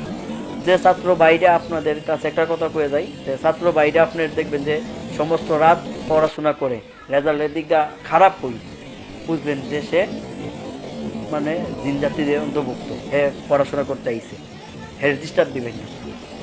এখনও তো আমি কইতেছি আমার ভয় লাগতেছে, ও অবশ্যই ভয় লাগতেছে। আর এর মধ্যে আমি এই জিনিসটা বলতেছি, আরেকটা জিনিস, আপনারা কোনো সময় কোনো সাপ কোনো কিছু রাত্রেবেলা দেখলে, আমরা অনেক সময় দেখছি আমারে জিনে ক্ষতি করার লাগে অনেক চেষ্টা করি, মানে আল্লাহ রহমতে আল্লাহ ওয়ালাদের দুয়াই আর আল্লাহ রহমতে আল্লাহ বাঁচাই রাখছে। হঠাৎ একদিন জেঠ মাসে এমন বৃষ্টি লাইতের প্রায় 1:30 পৌনে 2 এই সময় আমি জাল টান দিছি পরে বিশাল পরে গজার মাছ উঠছে। আমি মনে মনে ভাবতেছি যার যে এই গজের মাছটা অনেক বড় গজের মাছটা, এই মাছটা না বিচ্চা এই মাছটারে বাড়িতে নিয়ে আমি হাম মাছটা ওঠার পরে জালটা টান দেওয়া জালটা ফিসে কড়ার মধ্যে লাগাইছি, মানে লড একটা বেঁকা করে বেকার মধ্যে এই জালটা কুড়াটা নিয়ে টানটা লাগাইছি। এই লাগানোর পরে কত গজের মাছটা জালের ভিতরে উঠলো, জাল টান দিলাম ভাই, জালটার ফাড়া নাই, উঠটানো মাছটা নাই জাল। ভাবলাম কিরে মাছটা তোর মাছটা আমার জাল উঠেছে, এই মাছটা আমার জালে নাই, মাছটা ব্যাপারটা ঘটনা হলো আমি মাছ মারতে আমাদের এই জায়গায় একটা কাফাড় আছে, এই কাফাড়ের মধ্যে আপনার জেঠ মাসে আফরণই জেঠ মাসে বৃষ্টির মধ্যে কিন্তু প্রচণ্ড আফর মানে পানির স্রোত বেশিতে এবং পানি বিষয়, এই স্রোতের মধ্যে কিন্তু ভালো বড় মাছ ধরতে পাওয়া যায়। তাহলে আমি এই জায়গায় একটা ধর্মজাল টানতে গিয়া আমি প্রায় দিন জাল টানি। হঠাৎ একদিন জেঠ মাসে এমন বৃষ্টি লাইতের প্রায় 1:30 পৌনে 2 এই সময় আমি জাল টান দিছি পরে বিশাল বড় গজার মাছ উঠছে। আমি মনে মনে ভাবতেছি যার যে এই গজের মাছটা অনেক বড় গজের মাছটা, এই মাছটারে না বিচ্চা এই মাছটারে বাড়িতে নিয়ে আমি হাম মাছটা ওঠার পরে জালটা টান দেওয়া জালটা ফিসে কড়ার মধ্যে লাগাইছি, মানে লড একটা বেঁকা করে বেকার মধ্যে এই জালটার কুড়াটা নিয়ে টানটা লাগাইছি। এই লাগানোর পরে অত গজের মাছটা জালের ভিতরে উঠলো, জাল টান দিলাম ভাই, জালটার ফাড়া নাই, উঠটানো মাছটা নাই জাল। ভাবলাম কিরে মাছটা তোর মাছটা আমার জাল উঠেছে, এই মাছটা আমার জালে নাই, মাছটা ব্যাপারটা কি। পরে আবার দ্বিতীয়বার আবার জাল টান দিছি, দেওয়ার পরে আবার সে উঠছে, আবার এই মাছটা উঠছে, উঠার পরে অত ছিল মাছ, ওখান দিয়ে মাছ একটা ঠিকই কেল্লা 2টে। আমার ভিতরে একটা বই ভাবা পড়ছে, এমন মানে আমার গতরের ফসমগুলা কিছু হারাই গেছে। পরে গতরের ফসম হারাইছে, আমি কাছে যা করবো মালিক করবো ইনশাল্লাহ, আল্লাহ আছে যাইব। পরে ভাই আবার এই মাছটা ওঠার পরে 2টা কেল্লা, এরপরে মাছটা দিকে আমি জালটা টান দিছি না দেওয়া জালটা সাইরা দেওয়ার পরে জালটা আবার ঠিক সিমি জায়গাতে তো জাল তো আমি এক জায়গাতে। পরে মাছটা চাই দিই ফুসিমুজিতে পানি ফুফুজিতে বাইটিতেছে, মানে জেঠ মেয়ে বৃষ্টির পানি কি হাফরে প্রচণ্ড চুতে পানি ফুসিম দিকে যাইতেছে। যাওয়ার পরে মাছটা চাই দিই এত বড় চুতের মধ্যে মাছটা 2টা চোখ অত নাইছে জালো, মাছটা 22 আইতাছে, গজার মাছ ঠিক আছে, চোখটিও তোর মানে লাইটের মতো, যেমন এক লাইট আছে না লাল হইয়া মাছটা আমার যে আইতাছে। আমি ভাবলাম কেন শুধু আমার নানি বাড়ি, মানে এন একটা বাড়ি আছে, এই জায়গাটা লাস্টটা ছিল না, মানে একটা কালভার ছিল, কালভারটার দুনো সাইডে ভাঙ্গা ছিল, এমনই ভাঙ্গা ছিল যাতে একজন দিনের বেলা ওই জায়গাটা যাইতে গেলে একটু খুব হিসাব করে গেছে। তো মাছটা আমি দেখলাম পানি যাইতেছে পশ্চিম দিকে, মাছটা বাইলে না গিয়ে মাছটা উল্টাইতেছে চোখ বাইক করে আমার উজাইতেছে। আবার আমি জালটা তোয়া মাছ যখন দেখছি আমি জাল তোয়া মারছি দূর দেওয়া উল্টু সামনে গেছি পরে চাই দিয়ে এই মাছটা আবার টিকছি মি জায়গাটার মধ্যে একটা লাইলের টিকা পানি যাইতেছে ই জায়গাটার মধ্যে মাছটা হুন্নার মধ্যে গড়ি করতেছে আমি কই কি করুম ইদিকে হইতে পারি না হিদিকে হইতে না যেদিকে চাই ইদিকেই শুধু মাছ পরে আমি ই মাছ দিকে ইমন বই পাইয়া আবার ফিরলি দূর বাড়িতে ইমন দূর দিছি ভাই হুসি দূর দিছি দূর দিলে কি করবো আমি বাড়িতে গেছি যাওয়ার পর চাই দি মাছ শুধু আমার দিকে চাইতেছে। পরে আমি মনে ইমন ভয় পাইছি ভাই ই বইয়ের সুরে যেমন চাই দিয়ে আমার ইমন আতঙ্ক হয়েছে বলার পরে ই বইয়ের পরে আমি পরে 7-8 দিন ভাই এই জ্বরে আমি কষ্ট ভোগ করছি। আমি একজন পেশাদার অ্যাম্বুলেন্স ড্রাইভার, দীর্ঘ 13 বছর ধরে এই লাইনে আছি। জীবনে অনেক জায়গায় গেছি, অনেক কিছুই ঘটছে জীবনে। অনেক সময় দেখা গেল লাশ নিয়ে গেলে, অনেক সময় অনেক কিছু সমস্যা হয়। যেরকম আমি তখন হেল্পার করতাম, এটা 2016 কি 17 সালের ঘটনা। একটা কনস্ট্রাকশনের কাজ করার সময় একটা ছেলে উপর থেকে পড়ে যায়। পড়ে যাওয়ার সময় ধানমন্ডি ইবনে সিনাতে নিয়ে আসে। তখন ইবনে সিনাতে নিয়ে আসার পরে আমার উস্তাদ তখন ছেলেটা চিকিৎসকরা মৃত ঘোষণা করে। এটা আপনার একটা 11 তলা বিল্ডিং থেকে পড়ে উনি ওইখানে কাজ করতে যায়, মূলত পড়ে যাওয়ার পরে মানে ঘটনা ঘটে বিকালবেলা ওনার ইবনে সিনা আনতে 5টা কি 6টা বাজে। তখন আমরা এখানে ডিউটিতে ছিলাম, বসেছিলাম। তখন হুট করে একজন এসে বলতেছে যে ভাই আমাদের রুগীটাকে বাঁচান। তখন আমি হেল্পার ছিলাম, কিন্তু এখন আমি ড্রাইভার। বলতেছে যে ভাই আমাদের রুগীটা বাঁচান। কি হয়েছে ভাই? আমাদের রুগী এখান থেকে পড়ে গেছে, নিয়ে আসতে হবে। তখন আমরা যা 2-3 জনে দৌড়াদৌড়ি করে যে নিয়ে আসে পরে ইবনে সিনাতে আনার পরে ওনারা মৃত ঘোষণা করে। তো মৃত ঘোষণা করার পরে ওনারা গ্রামের বাড়িতে যাবে, ওনাদের সাথে কেউ নাই, একা বেসালা হিসেবে কাজ করতো। তো কেউ নাই, তখন ওনাদের অফিস থেকে 2জন লোক দিল আমাদের সাথে। দেওয়ার পরে বলতেছে যে ওনাদের গ্রামের বাড়িতে নিয়ে যাও। গ্রামের বাড়ি বগুড়া সারিয়াকান্দি। রওনা দিতে 9টা-10টা বেজে যায়। বেজে যাওয়ার পরে আমরা এখান থেকে আবার ওনাকে গোসল করাই, বেহরিশ লাশ হিসাবে পরিচিত আছে। তারপরে আমাদের কাছে তো বেহরিশ, তখন ওনাকে গোসল করে নিয়ে যাই। যেহেতু এভাবে মারা গেছে, গ্রামের বাড়িতে কেউ না পরিষ্কার করতে পারে, কারণ রক্ত লেগে আছে, সারা শরীরে ময়লা লেগে আছে। তো গোসল করে নিয়ে যাওয়ার পরে তখন আমরা আনুমানিক 2টা কি 3টা বাজে, তখন আমরা যমুনা সেতু মাত্র পার হই। তো পার হওয়ার পরে হঠাৎ করে গাড়ি বন্ধ হয়ে যাওয়ার পরে তখন 2টা কি 3টা বাজে। আমরা মিস্ত্রিকে ফোন দিই, মিস্ত্রি বললো যে এই কাজ করেন, দেখেন হয় কিনা। তারপরে করলাম, কোনো কাজ হইতেছে। তারপরে এক পর্যায়ে অনেকক্ষণ রেস্টে যাওয়ার পরে তখন তো মনে অনেক কিছু চলতেছে, কারণ আমরা জানি যে কোনো দুর্ঘটনা ঘটলে বা বিষ খাওয়া, ফাঁস খাওয়া, লাশ গুলোতে একটু সমস্যা হয়, এটা আমরা সবাই জানি। কিরকম সমস্যা? এগুলো আপনার নিজের থেকেই ভয় লাগে। গাড়ির কোনো সমস্যা হয়ে গেল, গাড়ি হঠাৎ বন্ধ হয়ে যাওয়া, বা গাড়ি মনে হয় পিছন থেকে কেউ টেনে ধরে রাখতেছে, গাড়ি ঠিক মতো চালাতে পারতেছি না, এরকমই। নর্মালি এমনিতে কোনো সমস্যা না, আপনি নর্মাল একটা লাশ নিয়ে যাবেন, কোনো সমস্যা নেই, আপনি একা ফিরে আসবেন, কোনো সমস্যা নেই। কিন্তু ওই সময়টাই মনে হয় যে পিছনে কেউ আছে বা পিছন থেকে কেউ টেনে ধরে রাখতেছে গাড়িকে, এরকম আমাদেরও মনে হয়েছে। তখন আমি আর আমার উস্তাদের বলতেছে, উস্তাদ সমস্যাটা দেখি কি করা যায়। তখন আমরা মিস্ত্রিকে ফোন দেওয়ার পরে ওনার ডিসিশন মতো আমরা কাজ করার পর স্টার্ট হওয়ার পরে 2-3 মিনিট পরে আবার বন্ধ হয়। তো এরকম করতে আমরা এক পর্যায়ে ভয় তো স্বাভাবিক লাগতে আছে, 2টা-3টা বাজে, এটা স্বাভাবিক। একটা লাশ আছে গাড়িতে, ওনার শরীরে সাদা কাপড় পরা, সাদা জিনিস দেখলে আমাদের এমনিতে রাত্রেবেলা ভয় লাগে সবার, যেহেতু অ্যাম্বুলেন্স চালাই, একটু ইয়া থাকতে হয়। তখন আমরা গাড়িটা মোটামুটি আলহামদুলিল্লাহ ঠিক করার পরে যখন আমরা মানে বাড়িতে যাব, বাড়িতে তো আমাদের যাওয়ার কথা, বাড়িতে ভোর 5টা বাজে লাশ নিয়ে, মানে যে জায়গা অনুযায়ী আমাদের ভোর 5টার দিকে পৌঁছে যাওয়ার কথা, কিন্তু সেখানে আমরা সকাল 10টা বাজে যা পৌঁছাই। ওই যে আপনার গাড়ির সমস্যা দিতেছে, গাড়ি অনেকবার বন্ধ হয়েছে, কয়বার বলতে কি 5-6 বার বন্ধ হয়েছে আপনার আগে। তখন যখন মিস্ত্রি কাজ করলাম তখন বন্ধ হইতেছে, স্টার্ট দিতেছে, আমরা অল্প একটু সামনে আগাই, আবার বন্ধ হয়। তখন এবার যখন ফজর আজান দেওয়া শেষ হয়, ফজর আজান দেওয়ার শেষ হওয়ার পরে থেকেই আল্লাহর রহমতে গাড়ি আর কোনো সমস্যা, গাড়ি ওনাদের বাড়িতে গিয়ে লাশ নামায় দিয়ে আসি। তখন একটু নিজের কাছে ভয় লাগতেছিল, কারণ জায়গাটা ছিল নির্জন, তারপরে গাড়িতে একটা লাশ আসছিল, তারপরে লোকজন আমাদের কম ছিলাম, অফিস থেকে 2জন দিয়েছিল আর আমরা 2জন, 4জনই ছিলাম। তো 4জনে অবশ্যই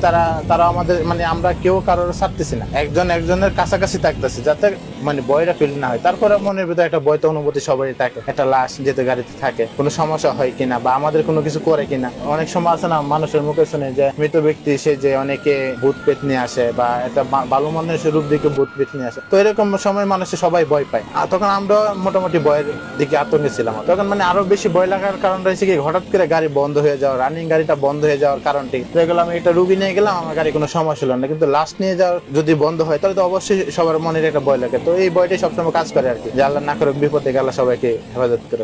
আমরা উস্তাদকে জিজ্ঞেস করলাম, উস্তাদ এটা বন্ধ হওয়ার কারণ কি? সে বললো তো আমিও তো সেটা বুঝতে পারতেছি না, এখন কি করবো, আমরা তো সারাদিনই গাড়ি চালাইছি বা আমরা এর আগেও ভাড়া মারছি, কোনো সময় এরকম হয় নাই, হয়তো এটার লাশের কারণে এরকম হতে পারে, স্বাভাবিক। এটা আসলে কি মানুষ নিজেরা চেতে মারা গেলে এটা আল্লাহ তাআলা নিজের থেকে এটা ক্ষমা করে না, তো সেই দৃষ্টিতে আল্লাহ ওইটা তো মানে ক্ষমা করার মতো কোনো দেখে না, ওইটা তো আল্লাহ অনেক কিছু দিয়ে রাখে। এরকম শয়তান খারাপ কাজের সময় কিন্তু শয়তান অবশ্যই খুশি হয়, তো এটা তো সে নিজের ইচ্ছাতে মৃত্যু হয়েছে, তো সেই কাজে শয়তান খুশি হতে অনেক কিছুই করে শয়তান। অনেক সময় দেখা গেলো যে মানে বিষ খায়, ফাঁস খায়, অনেক সময় দেখা গেলো যে ওইটা উনি পড়ছে কেন, হয়তো শয়তানের ধাক্কা দিয়ে ফেলাইছে, নিজের ইচ্ছে তো আর কেউ করেন। তো এটা সারা জীবন মনে রাখার মতো একটা ঘটনা।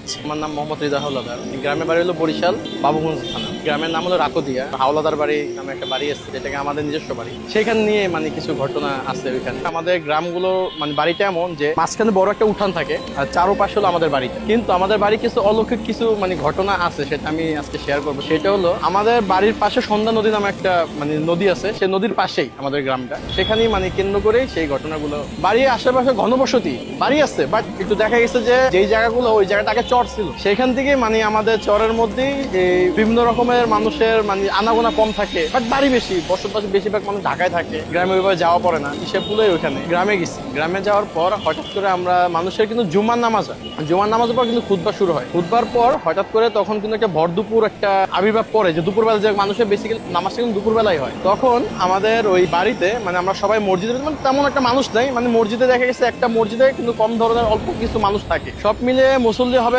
প্রায় 40 জন, মানে সব মসজিদের ভিতরে, মসজিদের কেউ বাইরে না। মসজিদটা ছিল দোচালা টিনের উপর, হঠাৎ টিনের উপরে মানে হুরিশ করে কি জানে একটা পড়লো, মানে সবাই তো তখন মানে স্বয়ং হুজুর সহ ঘাবড়ে গেছে যে কি হলো এটা, মানে কি পড়ছে, অনেক মানে বিকট শব্দ।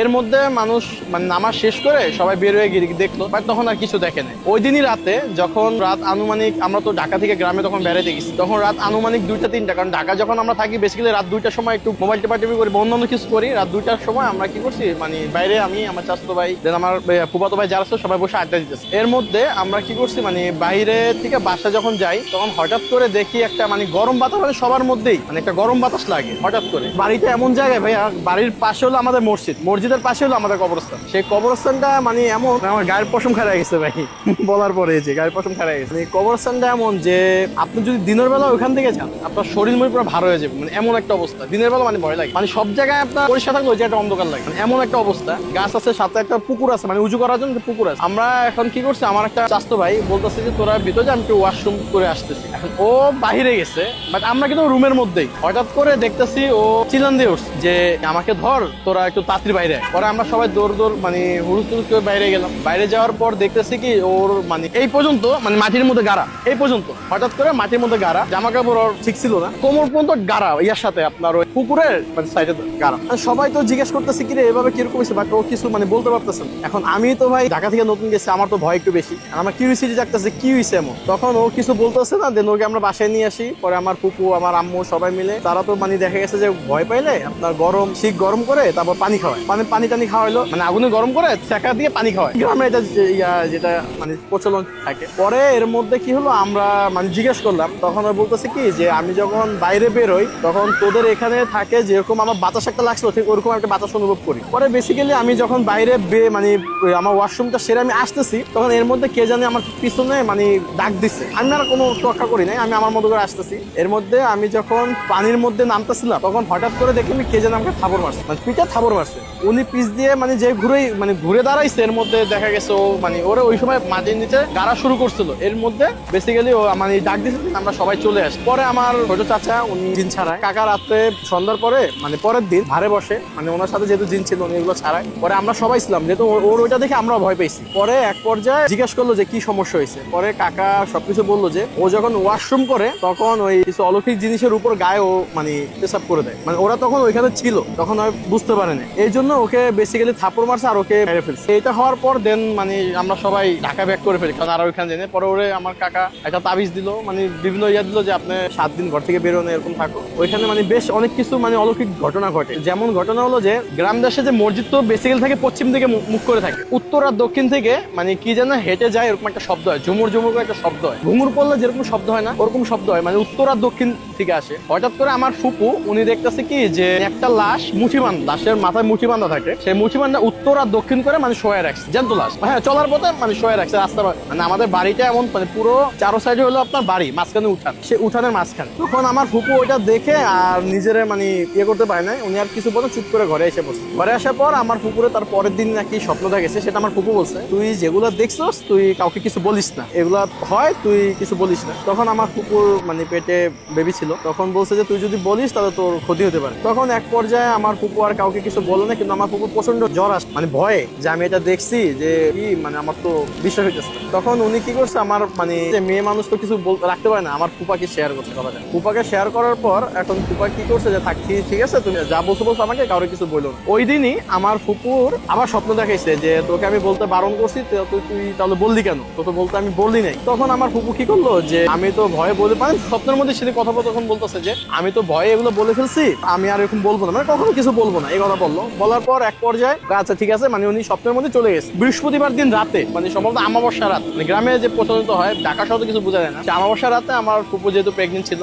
আমার বড় চাচি বলতেছে কি যে তুমি বাইরে বেরোয় না রাত, যেহেতু এখানে সমস্যা থাকে তুমি রাতে বেরোয় না। এখন আমার ফুপুর অনেক ওয়াশরুমের মানে চাপ আসে, পরে একটু বাইরে যায় দেখে কি যে আমার বড় চাচা আপনার হেঁটে হেঁটে মানে একটা গ্রাম দেশে যে কৃষকের যে টুপি পরে না, সে টুপি হাতে নিয়ে হেঁটে হেঁটে যাচ্ছে। তখন বাজে আনুমানিক রাত মানে ফজরের আজানের একটু আগে। তখন আমার ফুপু বলতেছে কি যে মানে আমাদের গ্রাম দেশে একটা দাদু বলতো, বড় ভাইকে দাদু বলে, যে দাদু আপনি এত রাত্রে কোথায় যাচ্ছেন, মানে বরিশালের ভাষা করে এত রাত্রে কোথায় যাইতে আছে। তখন সে বলতেছে কি মানে কিছু না, উনি মানে ওনার মতো করে হাইটে আসতেছে। মানে আমার ফুপু আবার বলছে যে দাদু আপনি কি মানে খেতে যাচ্ছেন, কোলায় যাইতেছেন কাম করতে, মানে বরিশালের ভাষা বলতেছে যে আপনি কি কোলায় যাইতেছেন কাম করতে এত ভোর রাত্রে। পরে কইতাছে কি যে হ্যাঁ, মানে উনি আর কোনো কিছু বলে না, তাকে হ্যাঁ আমি কোলায় যাইতেছি। ফুপু বলতেছে এত রাতে যাইতেছেন কিছু লইয়া যান, হাতে করে কিছু লইয়া যান। আমার ফুপু মানে হাতে করে কিছু লইয়া মানে লাইট বা ল্যাম্প কিছু নিয়ে যান। তখন আমার ফুপু ওই আমার কাকা মানে আমার তো কাকা না, মানে আমার কাকা তো ঘরে ঘুমাইতেছে, উনি মানে ওই আবয়বটা বলতেছে কি যে তুই যাবি আমার সাথে আয়, মসজিদের পাশে যাবো। আমার ফুপু তার পিছে পিছে যাচ্ছে। এর মধ্যেই মানে